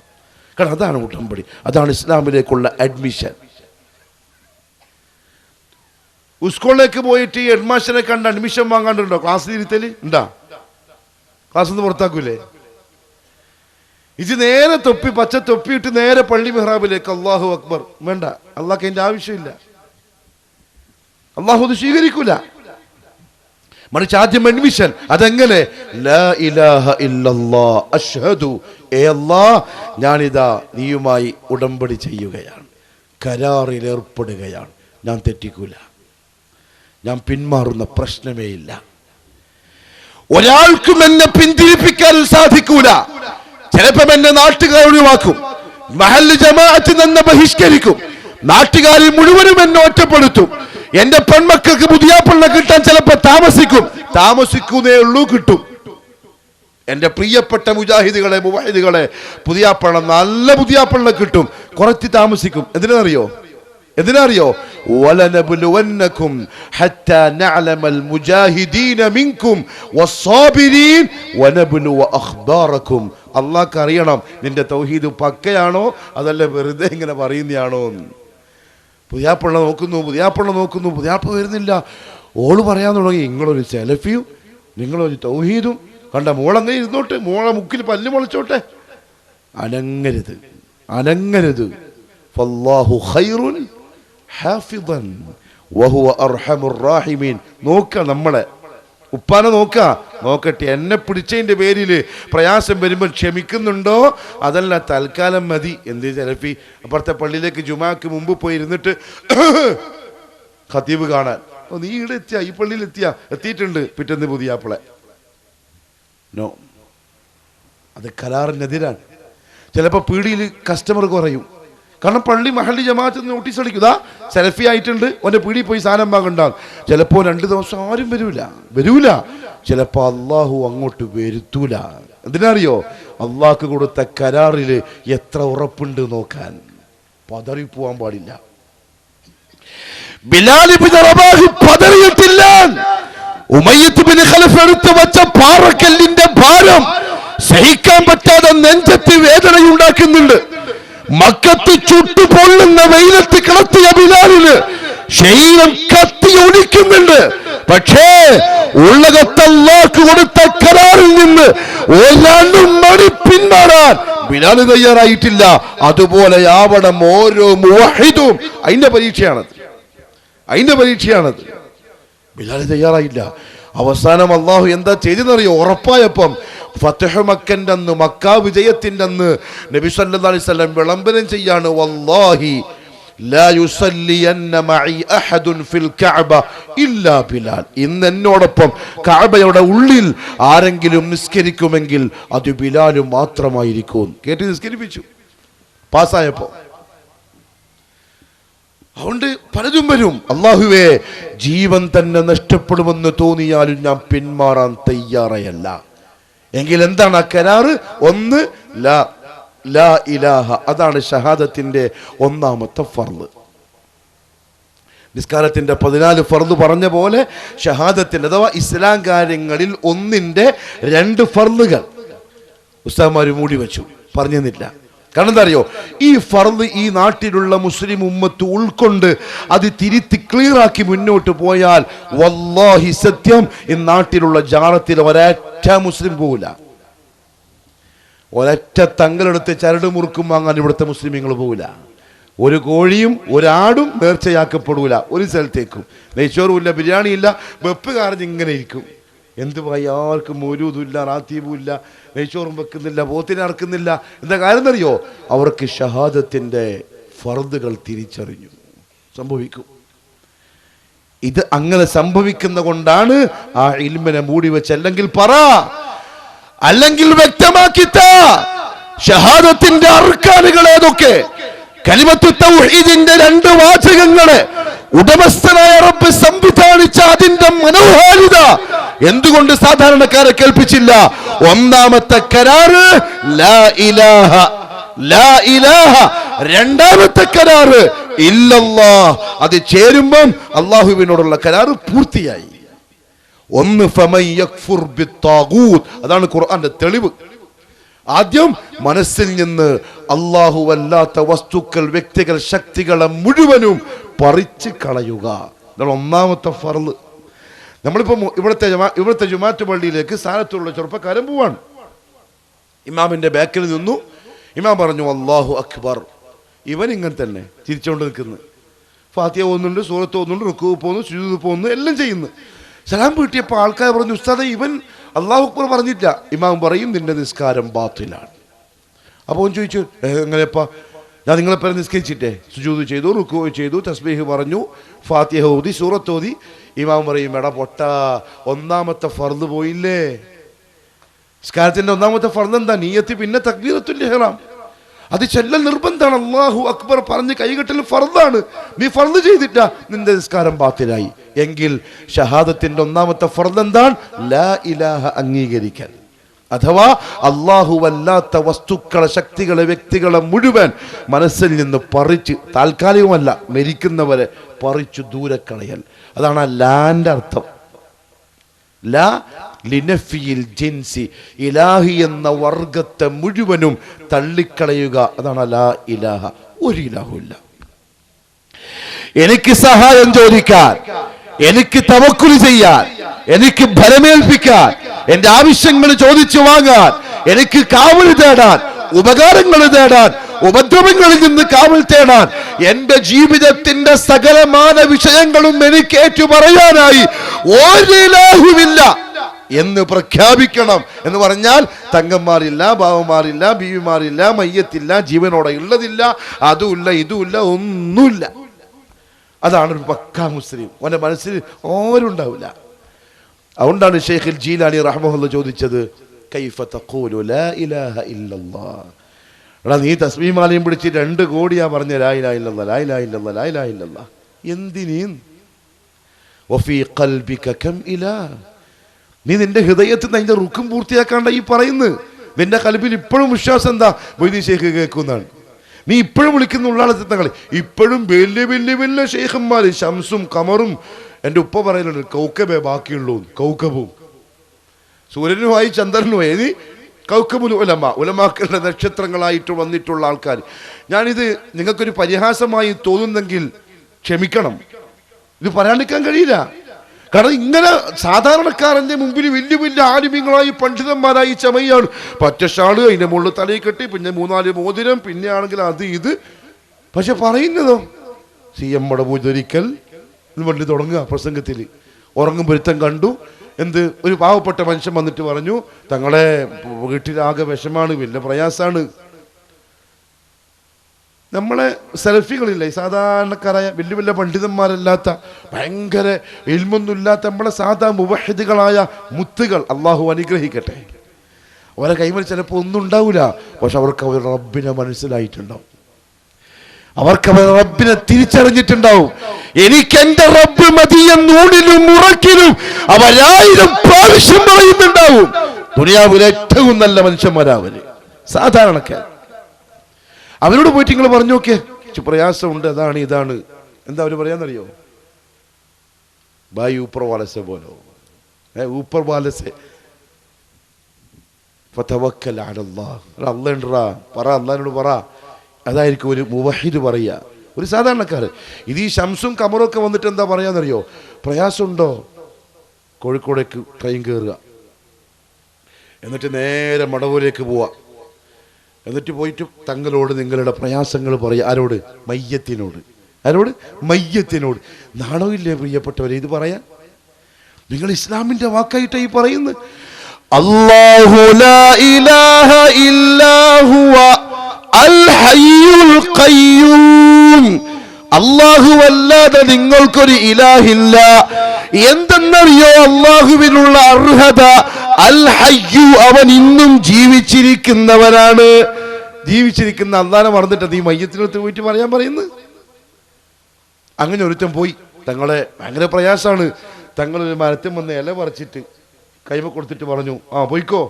ഇയാളാ ഇലയും പിടിച്ചിട്ട് ഇങ്ങനെ പിരാന്തനെപ്പോ നടക്കുക. എന്ത് ഇപ്പം ഇല കിട്ടിയിട്ട് എന്ത് കാര്യം? പൊരക്കെത്തി നോക്കുമ്പോഴേക്ക് ഇല എന്തായിട്ടുണ്ട്? പൊന്നായിട്ടുണ്ട്. മരിച്ചത് നന്നായി, ഇല്ലെങ്കിൽ മലബാറിലും പൂട്ടിയിട്ട് പോയിട്ടുണ്ടാവും ഇല്ലേ? ഇല്ലെങ്കിൽ ഫുള്ള് കൊണ്ടാക്കൂലേ? എന്ത് കഥയായത് പ്രിയപ്പെട്ടവരെ? ഇതാ മുസ്ലിം ഉമ്മത്തിന്റെ മുമ്പിൽ ആദർശം പറയാൻ വേണ്ടി പറയേണ്ട കഥ. ഖുർആനിലാണെങ്കിൽ അല്ലാഹ് പറയാൻ, ലഖദ് കാന ഫീ ഖസസിഹിം ഇബ്റത്തുൻ ലിഉലിൽ അൽബാബ്. അടിമകളെ, ഞാൻ ഇഷ്ടം പോലെ കഥ പറഞ്ഞിട്ടുണ്ട് ഖുർആനിൽ, വായിച്ച് പഠിച്ചോളിൻ, ഗുണപാഠമുണ്ട്. അതൊന്നും പറയില്ല. ഓരോരുത്തൻ വന്നു, തങ്ങളെ എനിക്ക് മടുത്ത്. എല്ലാ ഭായി എന്ത് മടുത്ത്? ഓള് പെണ്ണിനെന്നെ പ്രസവിക്കുന്നു, ഉള്ള കുഞ്ഞെല്ലാം പെണ്ണ്, ഇപ്പോൾ ഗർഭിണിയാണ്, അതും പെണ്ണെന്നാ എനിക്ക് തോന്നുന്നു. അതുകൊണ്ട് എനിക്കതിന് ആണായിട്ട് കിട്ടണം. കൂളായിട്ട് പറയാൻ പോല തങ്ങളോട്, എനിക്കതിന് ആണായിട്ട് കിട്ടണം. അപ്പോൾ ആ തങ്ങൾ പറഞ്ഞത്രേ, അത് എൻ്റെ ഡിപ്പാർട്ട്മെൻറ്റിൽ പെട്ടതല്ല. അപ്പോൾ ഓരോരുത്തർക്ക് കാറ്റഗറി ചെയ്തെടുത്തിരിക്കുകയാണ്. ഒരാൾ പിന്നെ ഇല പൊഞ്ഞാക്കാൻ, ഒരാൾ വിമാനം പിടിച്ചിറക്കാൻ, ഒരാൾ കപ്പൽ കാക്കാൻ, വേറൊരാൾ ഇതിനെ കുഞ്ഞിനെ മാറ്റിക്കൊടുക്കാൻ. അത് എൻ്റെ ഡിപ്പാർട്ട്മെൻ്റ് അല്ല. ഇത് കളിയാക്കലാണ്, ശരിയാണ്, ഞാൻ കളിയാക്കുകയാണ്. കാരണം നിങ്ങൾ അള്ളാഹിൻ്റെ ദീൻ കൊണ്ട് കളിച്ചത് കൊണ്ട്, നിങ്ങൾ അള്ളാഹുവിൻ്റെ ദീനിനെ ഇത്ര വികലമാക്കിയത് കൊണ്ട്, പരിശുദ്ധ ഖുർആനിലെ ഈ ഉമ്മത്തിന്റെ മുമ്പിൽ കുഴിച്ചുകൂടിയ വെറുക്കപ്പെട്ട സംഗതി ചെയ്തതുകൊണ്ട് ഇതൊരു പരിഹാസം തന്നെയാണ്. അങ്ങനെ തന്നെ മനസ്സിലായിക്കോളെ. ഇതല്ല ഉമ്മത്തിനോട് പറയേണ്ടത്. റസൂലുള്ളാഹിന്റെ ഉമ്മത്തിനെ കേൾപ്പിക്കേണ്ടത് ഈ കള്ളക്കഥയല്ല. ഖുർആൻ പറഞ്ഞു തന്ന സത്യമായ കഥകളാണ്, ഹദീസിൽ വന്നിട്ടുള്ള കഥകളാണ്. അതിൽ പാഠമുണ്ട്. ആ തങ്ങൾ പറഞ്ഞു ഇതെന്റെ കാറ്റഗറി അല്ല. പിന്നെയോ മടവൂരിൻ്റെതാണ്, അതാണ് ടോപ്പ്, കൂടിയ സാധനമാണ്. അങ്ങനെ മടവൂരിനടുത്തേക്ക് പോയിട്ട് പറയാൻ പറഞ്ഞു പുരക്കത്തുമ്പോൾ കോള് വെറ്റു, നോക്കുമ്പോൾ കാൺകുട്ടി. ഈ എൻ്റെ പൊന്ന് പ്രിയപ്പെട്ടവരെ, ബുദ്ധിയുള്ളവരെ, ഈ കഥ കേട്ട് പാതിരാ പ്രസംഗത്തിൽ ഈ കഥ കേട്ടിരിക്കുന്ന ഒരു സാധാരണക്കാരൻ്റെ മനസ്സിൽ ഇങ്ങനെ, ഓ എനിക്കും അതന്നെയാ പ്രശ്നം, എനിക്കും 5 പൊമ്മക്കളാണ്, ഒരാണിനെ കിട്ടാൻ എത്ര കാലമായി കാത്തിരിക്കുകയാണ്. ശരി, നാളെ തന്നെ വിളിച്ചാടാ, ഒരു ടിക്കറ്റ് വേണമല്ലോ, എങ്ങോട്ടാ? കോഴിക്കോട്. വാ പോവാ. ഓടയും കൂട്ടി നേരെ മടവൂരേക്ക്. വല്ലാഹി ഇന്ന് അതാണ് സംഭവിച്ചുകൊണ്ടിരിക്കുന്നത്. മറിച്ച് എന്ത് പറഞ്ഞു കൊടുക്കണം? അള്ളാഹുവിൻ്റെ ഖുദ്റത്ത്, അള്ളാഹു പ്രവാചകന്മാർക്ക് മക്കളെ കൊടുത്ത ഖുർആനിൽ വന്ന കഥ, മറിയം ബീവിക്ക് കൊടുത്ത കഥ, ഇത് പറഞ്ഞു കൊടുത്താൽ ശരിയല്ലപ്പാ. സക്കരിയാക്ക് ആ വയസ്സുകാലത്ത് സക്കരിയ നബിക്ക് അന്ന് കൊടുത്തെങ്കിൽ പിന്നെ എനിക്കെന്താ തന്നാൽ രാത്രി എഴുന്നേക്കും, പാതിരാക്ക് എണീക്കും, 2 റക്അത്ത് നിസ്കരിക്കും. അള്ളാഹുവേ നീ അങ്ങനെ കൊടുത്തിട്ടുണ്ടല്ലോ, അതായത് അയാൾ പ്രസംഗിക്കുന്ന കേട്ട് നീ അങ്ങനെ കൊടുത്തിനി, എനിക്കും വേണം, എനിക്ക് എന്തായാലും തരണം. അവൻ ജയിച്ചു, അയാൾ മുസ്ലിമായി, അയാൾ മുവഹിദായി. അതേ റസൂലുള്ളാഹി സ്വല്ലല്ലാഹു അലൈഹി വസല്ലം പഠിപ്പിച്ച ഒന്നാമത്തെ കരാറതാണ്. ഖൽബിന്ന് ഈ പറയപ്പെട്ടതിനെ മുഴുവനും പറിച്ചു കളഞ്ഞേക്കി. ഒന്നും നമുക്ക് ജാറുമില്ല, ദർഗയും വേണ്ട, ഉറുക്കില്ല, ഏലസില്ല, കുപ്പിയില്ല, തകിടില്ല, തങ്ങളില്ല, ബാവയില്ല, ബീവിയില്ല, അജുമ്മയില്ല, ജിന്നുമ്മയില്ല, അങ്ങനത്തെ ഒന്നുമില്ല. ലാ ഇലാഹ, ഒന്നാമത്തെ റുക്ൻ പൂർത്തിയായി. രണ്ടാമത്തെ ഫർദ് ഇല്ലല്ലാഹ്, ഐ ഇസ്ബാത്തുൽ ഖാസ്, അല്ലാഹനെ മാത്രം സ്ഥിരപ്പെടുത്തൽ, അല്ലാഹു ഒഴികെ ആരുമില്ല, അല്ലാഹ് ഒഴികെ എന്ന് വെച്ചാൽ അല്ലാഹ് മാത്രമേ ഉള്ളൂ. അതാണ് അള്ളാഹ്ക്ക് കൊടുക്കേണ്ട കരാറ്. ലാ ഇലാഹ ഇല്ലല്ലാഹ്, ഏ അല്ലാഹ് നീ മാത്രമേ ഉള്ളൂ, ഞാൻ പിന്മാറാൻ തയ്യാറല്ല. അതിന് ഞാൻ ഇതാ സാക്ഷ്യം വഹിക്കുകയാണ്. അല്ലാഹുവേ ഞാൻ തയ്യാറാണ്, അത് പുതുക്കിക്കൊണ്ടിരിക്കാൻ കൽപ്പിക്കപ്പെട്ടു. ജദ്ദിദു ഈമാനക്കും, ഈമാൻ നിങ്ങൾ പുതുക്കിക്കൊണ്ടിരിക്കണം. അല്ലാഹുവേ തയ്യാറാണ് ഞാൻ, മാറുന്ന പ്രശ്നമേ ഇല്ല. നീ എത്ര വലിയ പ്രതിസന്ധിയിൽ എന്നെ പെടുത്തിയാലും നിന്നെ വിട്ടു പോകുന്ന പരിപാടിയേ ഇല്ല. ചോദ്യം നിന്നോട് മാത്രം. അങ്ങനെ ചെയ്യിക്കണം. അപ്പോഴാണ് ഒരാൾ ഇസ്ലാമിലേക്ക് കാലെടുത്ത് വെക്കുന്നത് എന്ന് പറഞ്ഞാൽ അവൻ മുസ്ലിം ആവുന്നത്. അതുകൊണ്ട് തന്നെ ആ ഫർദിനെ പൊളിച്ചു കളഞ്ഞ ഒരാൾ എന്ന് പറഞ്ഞാൽ അള്ളാഹു അല്ലാത്ത സമയത്ത് കുറച്ച് സമയം കൂടെ ഇട്ടാ അള്ളാഹു അല്ലാത്ത ഒരാളെ പോയി ചോദിച്ച ഒരാൾ ദുആ ചെയ്തു, അല്ലാഹു അല്ലാത്ത ഒരാളോട് അല്ലെങ്കിൽ സഹായം ചോദിച്ചു. അയാള് ഫർദിനെ ബാത്തിലാക്കി, അവന്റെ ഷഹാദത്ത് പൊളിഞ്ഞു, ഒരു ഇസ്ലാം ഒന്ന് ഔട്ടായി. കാരണം അവൻ ശിർക്ക് ചെയ്തു, അവൻ അള്ളാഹുവിൽ പങ്കു ചേർത്തു. നിങ്ങൾ അറിയോ പ്രിയപ്പെട്ടവരെ, പരിശുദ്ധ ഖുർആനിൽ അള്ളാഹു നമ്മളെ കേൾപ്പിച്ചിരിക്കുന്ന ഈ കഥകളില്ലേ, ഞാൻ പെട്ടെന്ന് നിർത്താണ്, ജസ്റ്റ് ഉദാഹരണം പറയും, നിങ്ങൾ പിന്നെ ചോദിക്കും, പിന്നെ അന്വേഷിച്ച് പഠിക്കും. മൂസ നബിയുടെ കഥ, ഇബ്രാഹിം നബിയുടെ കഥ, നൂഹ് നബിയുടെ കഥയുണ്ട്, യൂസുഫ് നബിയുടെ അഹ്സനുൽ ഖസസ് ഉണ്ട്. എന്തിനാ അതൊക്കെ? അതിനൊക്കെ അള്ളാഹു അടിമനെ കേൾപ്പിക്കുന്ന എന്താ അറിയോ? ഇതാണ് നീ കരാറ് തന്ന നിന്റെ റബ്ബ്. അങ്ങനെ ഇതാണ് നീ കരാറ് കൊടുത്ത് ജീവിക്കുന്നല്ലേ, നീ ഉടമ്പടിയിൽ ഏർപ്പെട്ടിട്ടില്ലേ, ഇതാണവൻ. അതുകൊണ്ട് മുറുക്കി പിടിച്ചോളൂ, എന്തിനും പോന്നവനാണ്. ഇന്നമ അംറുഹു ഇദാ അറാദ ശൈഅൻ അയ്യഖൂല ലഹു കുൻ ഫയകൂൻ. അതാ നിന്റെ റബ്ബ്.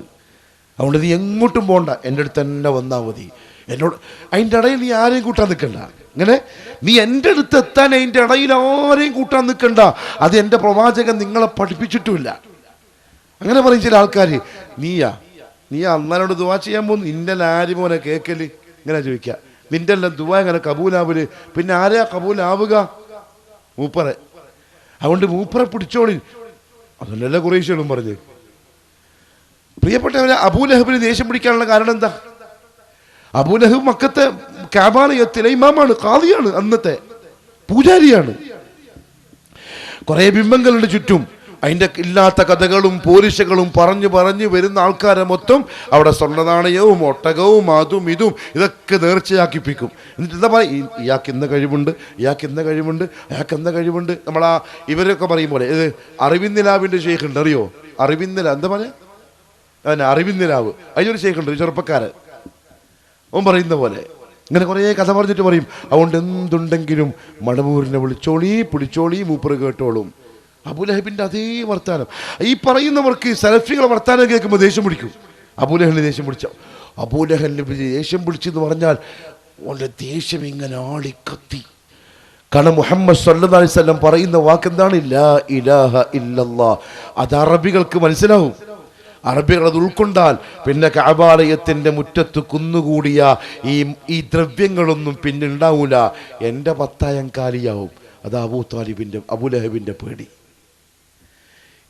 ഇന്നത്തെ ജാറ കമ്മിറ്റി ജാറത്തിന്റെ പണ്ടാരത്തിൽ വീടുന്ന പൈസ ആർക്കുള്ളതാ? സി എം മടബൂരിന്റെ ജാറത്തിൽ വീഴുന്ന പൈസ സി എം മടബൂരിനുള്ളതാ? സി എം മടബൂരിനുള്ളതാണെങ്കിൽ ആ പണ്ടാരത്തിന് പിന്നെ ചങ്ങല വെക്കേണ്ട കാര്യം ഇല്ലായിരുന്നു. ചങ്ങല മനസ്സിലായി ഞങ്ങൾക്ക്? ചങ്ങല മീൻസ്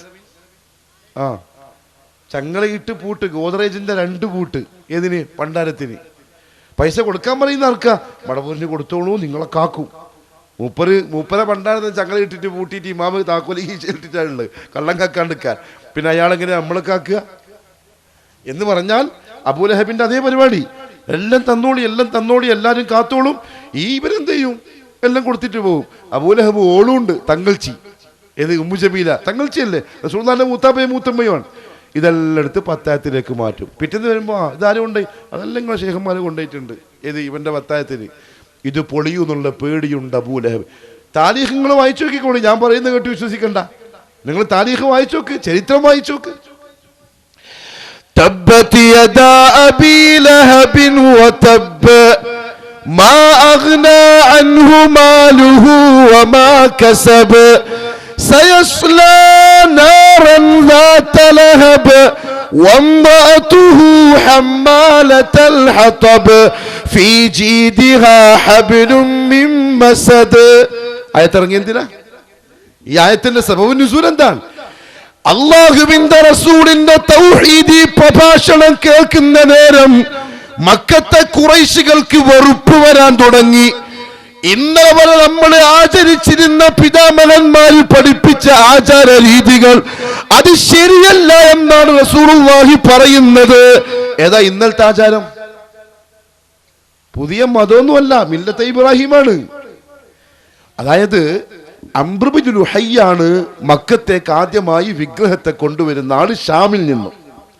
നബി സല്ലല്ലാഹു അലൈഹി വസല്ലം പറഞ്ഞു, എനിക്ക് അംർ ബിൻ ലുഹയ്യ നരകത്തിൽ കാണിക്കപ്പെട്ടു, അവന്റെ കുടൽമാലകളൊക്കെ പുറത്തായിട്ട് അവനിങ്ങനെ കറങ്ങുന്നുണ്ട്. എന്നിട്ട് പറഞ്ഞു, അവനാണ് അവ്വലു മൻ ഗയ്യറ ദീന ഇസ്മാഈൽ, ഇസ്മാഈലിന്റെ ദീനിനെ ആദ്യം മാറ്റം വരുത്തിയവൻ എന്ന് പറഞ്ഞാൽ അംർ ബിൻ ലുഹയ്യ ഈ വിഗ്രഹത്തെ മക്കത്തേക്ക് കൊണ്ടുവരുന്നത് വരെ മക്കക്കാരെവിടെയാണുള്ളത്? ദീനു ഇസ്മായിൽ അഥവാ മില്ലത്തെ ഇബ്രാഹിമിൽ. പിന്നെ ഏതോ ഒരു ബിംബത്തെ കൊണ്ടുവന്നപ്പോഴാണ് അതിൽ നിന്ന് മാറ്റം വന്നത്.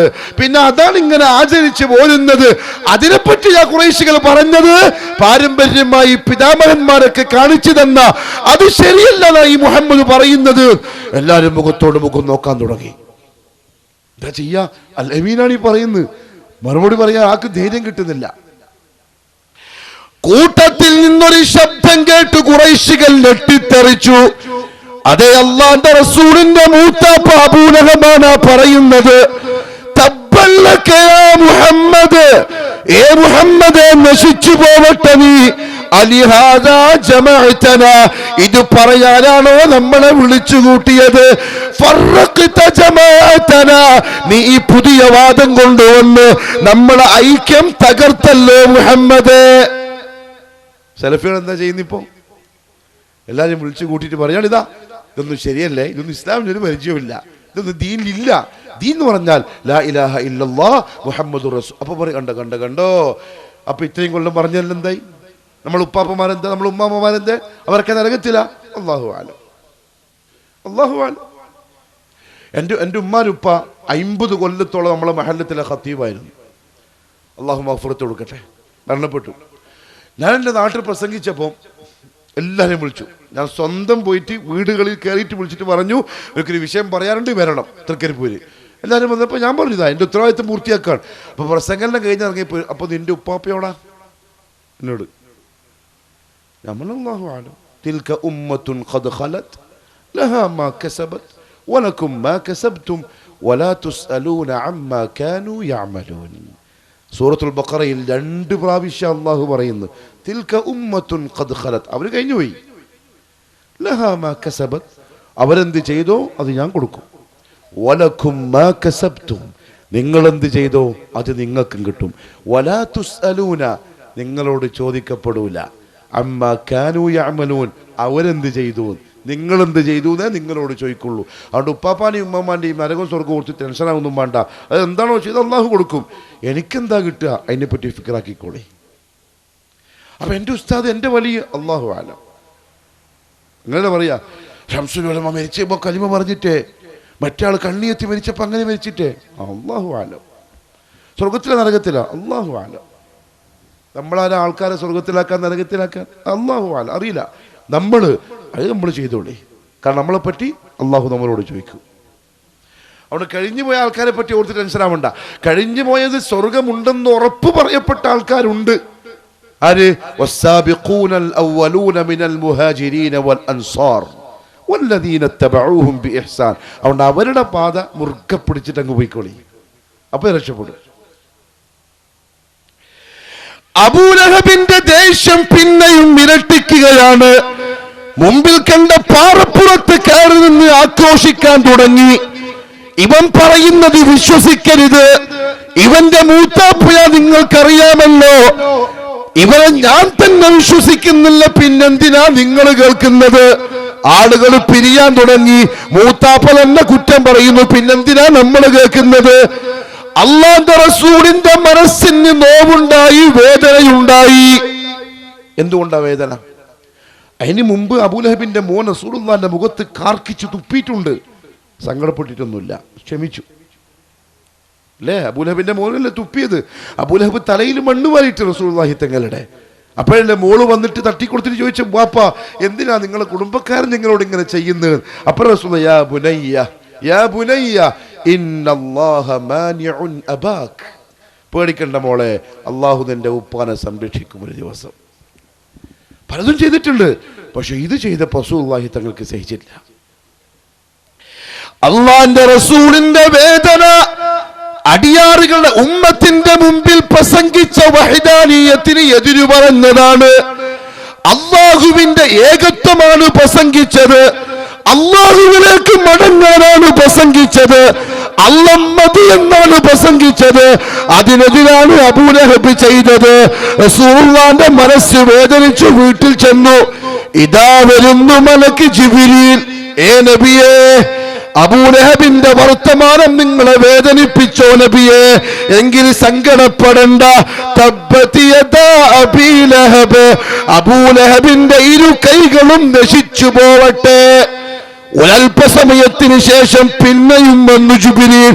എന്നിട്ട് പറഞ്ഞു, തബ്ബ അല്ല നബിയെ, അല്ല, അബൂലഹബ് നശിച്ചു പോയിരിക്കുന്നു. കളി ആരോടാ കളിച്ച്? ഏകനായ അള്ളാനോട്. വെറുതെ വിടൂല. ഇന്നിൻ ദുനിയാവിൽ കണ്ടുകൊണ്ടിരിക്കുന്ന സർവ്വതും അതിൻ്റെ ഒരൊറ്റ പേരിലാണ്. വേറെന്തു സഹിക്കും? തായിഫിന്റെ മക്കൾ റസൂലുള്ളാഹി തങ്ങളെ കല്ലെറിഞ്ഞ് കാല് പൊളിച്ചു, ബോധം കെട്ട് വീണു. അള്ളാഹു മലക്കിനെ വിട്ടിട്ട് ചോദിക്കാൻ പറഞ്ഞു, എന്താ ചെയ്യേണ്ടത്? നബി പറഞ്ഞു, വേണ്ട, വിട്ടേക്കിൻ. വിട്ടു. അബൂജഹല് തെറി വിളിച്ചു, മുസമ്മമെന്ന് വിളിച്ചു. അള്ളാഹു വെറുതെ വിട്ടു. പക്ഷെ അവന്റെ വഹദാനിയത്ത് തൊട്ട് കളിച്ചപ്പം നടപടി ഉടനെ വന്നു. അബൂലഹബിന്റെ ആൾക്കാർ പോയി പറഞ്ഞു അബൂലഹബിനോട്, മുഹമ്മദിന്റെ റബ്ബായത്തിറക്കിയിട്ടുണ്ട്, നിങ്ങൾ നശിച്ചു പോയിന്ന്. ധിക്കാരിയായ സമ്പത്ത് ആളുകളെ പറ്റിച്ചു കുന്നുകൂട്ടിയ അബൂലഹബിന്റെ വാക്ക്. എന്റെ മുഹമ്മദിന്റെ റബ്ബിന് എന്നെ ഒന്നും ചെയ്യാൻ പറ്റൂല, പോയി പണി നോക്കാൻ പറ. എനിക്ക് സമ്പത്തുണ്ട്, എനിക്ക് മക്കളുണ്ട്, എന്റെ കൂടെ ആളുകളുണ്ട്. ഉടമസ്ഥന്റെ ദർബാറിലെത്തിയ കിബറം വർത്തമാനം. ഇതാ വരുന്നു മലക്ക് ജിബ്രീൽ. മാ അഗ്നാ അൻഹു മാലുഹു വമാ കസബ്, ഇല്ല നബിയേ, ഇല്ല. എന്റെ വഹദാനിയത്ത് തൊട്ട് കളിച്ച അബൂലഹബിനോട് പറഞ്ഞേക്ക്, അവന്റെ സ്വത്തവന് ഉപകരിക്കൂല, അവന്റെ മക്കളവന് ഉപകരിക്കൂല, ആളുകളും അവന് ഉപകരിക്കൂല. അത് ഞാൻ തകർക്കാൻ പോവുകയാണ്. 10 കൊല്ലത്തിന് ശേഷമാണ് ആ തകർച്ച സംഭവിക്കുന്നത്. അപ്പൊ സഹാബാക്കളുടെ ക്ഷമയൊന്ന് ആലോചിച്ച് നോക്കിയേ. ആയത്തിറങ്ങിയിട്ട് 10 കൊല്ലം കഴിഞ്ഞ് ബദർ യുദ്ധത്തിന്റെ വിജയവാർത്ത കേട്ടപ്പോൾ അന്നാണ് അബൂലഹബിന്റെ തലക്കടികൊള്ളുന്നതും രോഗിയാകുന്നതും ചത്ത് ചീഞ്ഞ് നാറുന്നതും. സയസ്ലാ നാറാ, ഏ നബിയേ, ഈ ദുനിയാവിൽ ഞാൻ കൈകാര്യം ചെയ്യല് മാത്രമല്ല, അവൻ എന്റെ കോടതിയിൽ വരുമല്ലോ, അവൻ എന്റെ കോടതിയിൽ ഹാജരാക്കപ്പെടുമല്ലോ. അന്നാരുണ്ട് അവന്റെ കൂടെ? അന്നാരുണ്ട് അവന് വേണ്ടി സംസാരിക്കാൻ? അന്നാരുണ്ട് അവന് വേണ്ടി സഹതപിക്കാൻ? അന്ന് ഞാൻ കാണിച്ചു തരാം. സയസ്ലാ നാറാ, ഞാൻ അവനെ നരകത്തിലെറിഞ്ഞ് കത്തിച്ചു കളയുന്നതാണ്. അവന്റെ സൗന്ദര്യമുള്ള മുഖം പോലെ തന്നെ കത്തിയെരിയുന്ന തീനാളങ്ങളുള്ള അതിശക്തമായി വെട്ടിത്തിളങ്ങുന്ന തീയിലേക്ക് അവനെ ഇട്ട് ഞാൻ കരിച്ചു കളയുന്നതാണ്. അവനെ മാത്രമല്ല പ്രിയപ്പെട്ട സാലത്തൂരുകാരെ, ഉടമസ്ഥന്റെ വാക്ക് ശ്രദ്ധിച്ചു കൊള്ളുക. അബൂലഹബിനെ മാത്രമല്ല നബിയെ, അവന് എന്റെ വഹദാനിയത്തിനോട് എതിര് കാണിക്കാൻ, അതിന്റെ പ്രബോധകനെ കുറ്റം പറയാൻ, ചീത്ത പറയാൻ, ആക്ഷേപിക്കാൻ, അവന്റെ കൂടെ സഹായത്തിന് നിന്ന ഉമ്മു ജമീലയുണ്ടല്ലോ, അവന്റെ ഭാര്യ, റസൂലുള്ളാഹിന്റെ മൂത്തമ്മ, വംറഅതുഹു, അവന്റെ ഭാര്യയെയും, ഹമ്മാലത്തുൽ ഹതബ്, ആ വിറക് ചുമട്ടുകാരിയായ, ഫീ ജീദിഹാ ഹബിലും മിൻ മസദ്, അവളെ കഴുത്തില് ഈത്ത ഈന്തപ്പഴ നാരിന്റെ ഒരു മാലയുണ്ടല്ലോ, അതിട്ട് നടക്കുന്ന പെണ്ണില്ലേ അബൂലഹബിന്റെ ഭാര്യ, എന്റെ തൗഹീദിനെ കളിയാക്കിയവള്, ഭർത്താവിനെ സ്കൂൾ കയറ്റിയവള്, അബൂലഹബിനെ കൊണ്ട് ഇത് പറയിപ്പിച്ചവള്, അവളെയും ഞാൻ നരകത്തിൽ കരിച്ചു കളയും കേട്ടോ. ഉടനടി വന്നു ആയത്ത്. ഇത് ഖിയാമത്ത് നാൾ വരെയുള്ള മനുഷ്യന് പാഠമാവട്ടെ. അതുകൊണ്ട് അള്ളാന്റെ വഹദാനിയത്ത് തൊട്ട് കളിക്കരുത്. അള്ളാന്റെ വലിപ്പം പറയും, അള്ളാഹുവിനെ പൊക്കി പറയും, അവനെങ്ങനെ, അവനിങ്ങനെ, അവന്റെ കഴിവെങ്ങനെ, അവന്റെ കഴിവിങ്ങനെ. അതുകൊണ്ട് അവനോട് ചോദിക്കൻ ഇസ്ലാമിന്റെ ഒന്നാമത്തെ സ്റ്റെപ്പ്. ഇടയിലാരും വേണ്ട, ഇടയിലാരും വേണ്ട. وَإِذَا سَأَلَكَ عِبَادِي عَنِّي فَإِنِّي قَرِيبٌ. നബിയേ, എന്റെ അടിമകൾ അങ്ങയോട് എന്നെ കുറിച്ച് ചോദിച്ചാൽ അങ്ങ് പറയണം, ഞാൻ അവന്റെ അടുത്തുണ്ടെന്ന്. എന്നോട് ആവശ്യങ്ങൾ ചോദിക്കാൻ പറ. ഉജീബു ദഅവത്തദ്ദാഇ ഇദാ ദഅൻ. അതുകൊണ്ട് എന്നെ വിളിക്കുന്നവന്റെ വിളിക്ക് ഞാൻ ഉത്തരം കൊടുക്കുമെന്ന് പറ. ഇബാദ്, അടിമകൾ. അടിമ എന്ന് പറഞ്ഞാൽ സാലിഹീങ്ങൾ മാത്രമല്ല. സാലിഹീങ്ങൾക്ക് മാത്രമേ അള്ളാഹു അടിമ എന്ന് പറഞ്ഞിട്ടുള്ളൂ ഖുർആനിൽ. ആണോ? അള്ളാന്റെ അബ്ദായിട്ട് ഖുർആൻ അള്ളാഹു സാലിഹീങ്ങളായ ഉലിയാക്കളെ മാത്രമേ പറഞ്ഞിട്ടുള്ളൂ. ഖുർആനിൽ പറഞ്ഞ ശൈത്താൻ അള്ളാന്റെ അബ്ദല്ലേ. ഇബാദി, എന്റെ അടിയാറുകൾ, മാലോകര് മുഴുവൻ. ചിലപ്പോൾ ശിർക്ക് ചെയ്തിട്ടുണ്ടാവും, ബിദഅത്ത് ചെയ്തിട്ടുണ്ടാവും, ഖുറാഫാത്ത് പോയിട്ടുണ്ടാവും, തോന്നിവാസം ചെയ്തിട്ടുണ്ടാവും. പക്ഷെ ചിലപ്പോൾ പേടി വരുന്നുണ്ടാവും. അപ്പൊ എന്താ ചെയ്യാ? ഒന്നും പേടിക്കണ്ടെന്ന് വരാൻ പറ. ഉജീബു, ഞാൻ ഉത്തരം കൊടുത്തോളൂ. ദഅവത്തദ്ദാഇ ഇദാ ദഅൻ. എന്നെ വിളിക്കുന്നവന്റെ വിളിക്ക്. കാട്ടുകള്ളനായി ചരിത്രത്തിൽ എഴുതപ്പെട്ട, വഴികൊള്ളക്കാരനായിട്ട് എഴുതപ്പെട്ട ഫുദൈൽ ഇബ്നു ഇയാദ് അന്ന് രാത്രി കക്കാനായിട്ട് വീട്ടിൽ കയറിയതാണ്. അവിടെ ഒരു പെണ്ണ് നിസ്കരിക്കുന്നു തഹജ്ജുദ്. അവൾ ഓതുകയാണ്, അലം യഅനി ലില്ലദീന ആമനു അൻ തഖ്ശഅ ഖുലൂബുഹും ലിദിക്രില്ലാഹ്. വിശ്വാസികൾക്ക് ഇനിയും നേരമായില്ലേ അല്ലാഹുവിലേക്ക് മടങ്ങാൻ. ഉടനെ തന്നെ ഫുദൈൽ ഇബ്നു ഇയാദ് എന്ന കൊള്ളക്കാരൻ പറഞ്ഞു, ഏ അല്ലാഹ്, സമയമായി റബ്ബേ, സമയമായി റബ്ബേ. ആ പോക്ക് പോയി മക്കത്തേക്ക്. അവിടുന്ന് തൗബ ചെയ്ത് ഇബാദത്ത് ചെയ്ത് പിന്നെ മക്കത്തറിയപ്പെട്ട ആബിദായി മാറിയ ഫുദൈൽ ഇബ്നു ഇയാദ്. അപ്പൊ സാലിഹ്യങ്ങൾക്ക് മാത്രമല്ല, ഉജീബു ദഅവത്തദ്ദാഇ ഇദാ ദഅൻ ഫല്യസ്തജീബു ലി. അവിടെ എന്നോട് ചോദിക്കാൻ പറ, ഞാൻ കൊടുക്കാം. എൻ്റെ അടിമയായി ജീവിക്കാൻ തയ്യാറാവാൻ പറ. കരാറ് പൂർത്തിയാക്കിയിട്ട് നബിയെ പറ, അത് തെളിയിക്കാൻ 5 നേരത്തെ നിസ്കാരം കൃത്യമായി നിർവഹിക്കാൻ പറ. പ്രത്യേകിച്ച് ആണുങ്ങൾ പള്ളിയിൽ പോയി ജമാഅത്തായി നിസ്കരിക്കൽ വാജിബാണ്. ബാങ്ക് വീട്ടിൽ കേൾക്കുമെങ്കിൽ പള്ളിയിൽ പോയേ പറ്റും. അള്ളാഹു തൗഫീഖ് തരട്ടെ.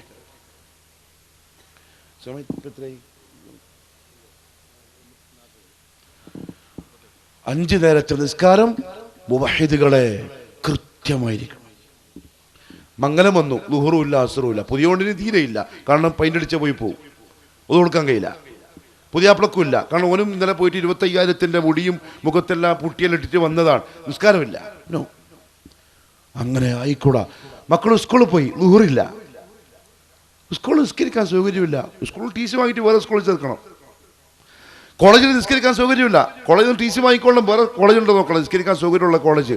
വല്ലാഹി സുമ്മ വല്ലാഹി, നമസ്കാരത്തെ അവഗണിക്കൽ നിഫാഖാണ്. അല്ലദീനഹും അൻ സ്വലാത്തിഹിം സാഹൂൻ. ഖുർആൻ പറഞ്ഞു. മുനാഫിഖിനെ പറ്റി പറഞ്ഞപ്പോൾ തന്നെ പറഞ്ഞു, വഇദാ ഖാമു ഇലസ്സലാത്തി ഖാമു കുസാല. 5 നേരത്തെ നിസ്കാരം വഹ്ദാനിയത്ത് അംഗീകരിച്ചതിന്റെ, കരാറ് കൊടുത്തതിന്റെ തെളിവാണ്. വഅഖിമിസ്സലാത്ത ലിദിക്രി. മാത്രമല്ല സമയത്ത് നിർവഹിക്കണം നിസ്കാരം. അള്ളാഹു എനിക്കും നിങ്ങൾക്കും തൗഫീഖ് നസീബാകട്ടെ. ഭാര്യമാർക്ക് എൻ്റെ ഗൗരവം പറഞ്ഞു കൊടുക്കണം, മക്കൾക്ക് എൻ്റെ ഗൗരവം പറഞ്ഞു കൊടുക്കണം. എത്രത്തോളം സുബഹി തൊട്ട് ഇശാ വരെ പള്ളിയിൽ നാട്ടിലുള്ളവർ കൃത്യമായിട്ടുണ്ടാവണം.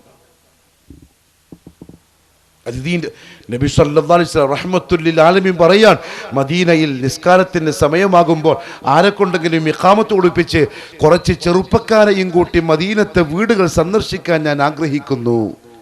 ലവദിത്തു, ഞാൻ ആഗ്രഹിച്ചു പോവാണ്. എന്നിട്ടോ ജമാഅത്തിൽ പങ്കെടുക്കാത്ത ആണുങ്ങൾ അവിടെ ഉണ്ടെങ്കിൽ വീടിനോടൊപ്പം അവരെ കത്തിച്ച് കളയാൻ. മുവഹിദിന്റെ ഒന്നാമത്തെ സാക്ഷ്യം 5 നേരത്തെ നിസ്കാരം. സ്വഭാവം നേരെയാക്കണം, വർത്തമാനം നേരെ. ആഖിറമാണ് ലക്ഷ്യം. അവിടെ തൗഹീദ് നിർബന്ധമാണ്, അമാലുകൾ നിർബന്ധമാണ്. അള്ളാഹു എല്ലാം പരിശോധിക്കും. ജയിച്ചോന് സ്വർഗം, തോറ്റവന് നരകം. അള്ളാഹു കാക്കട്ടെ. അള്ളാഹു നമ്മുടെ പാപങ്ങളൊക്കെ മാപ്പാക്കി തരട്ടെ.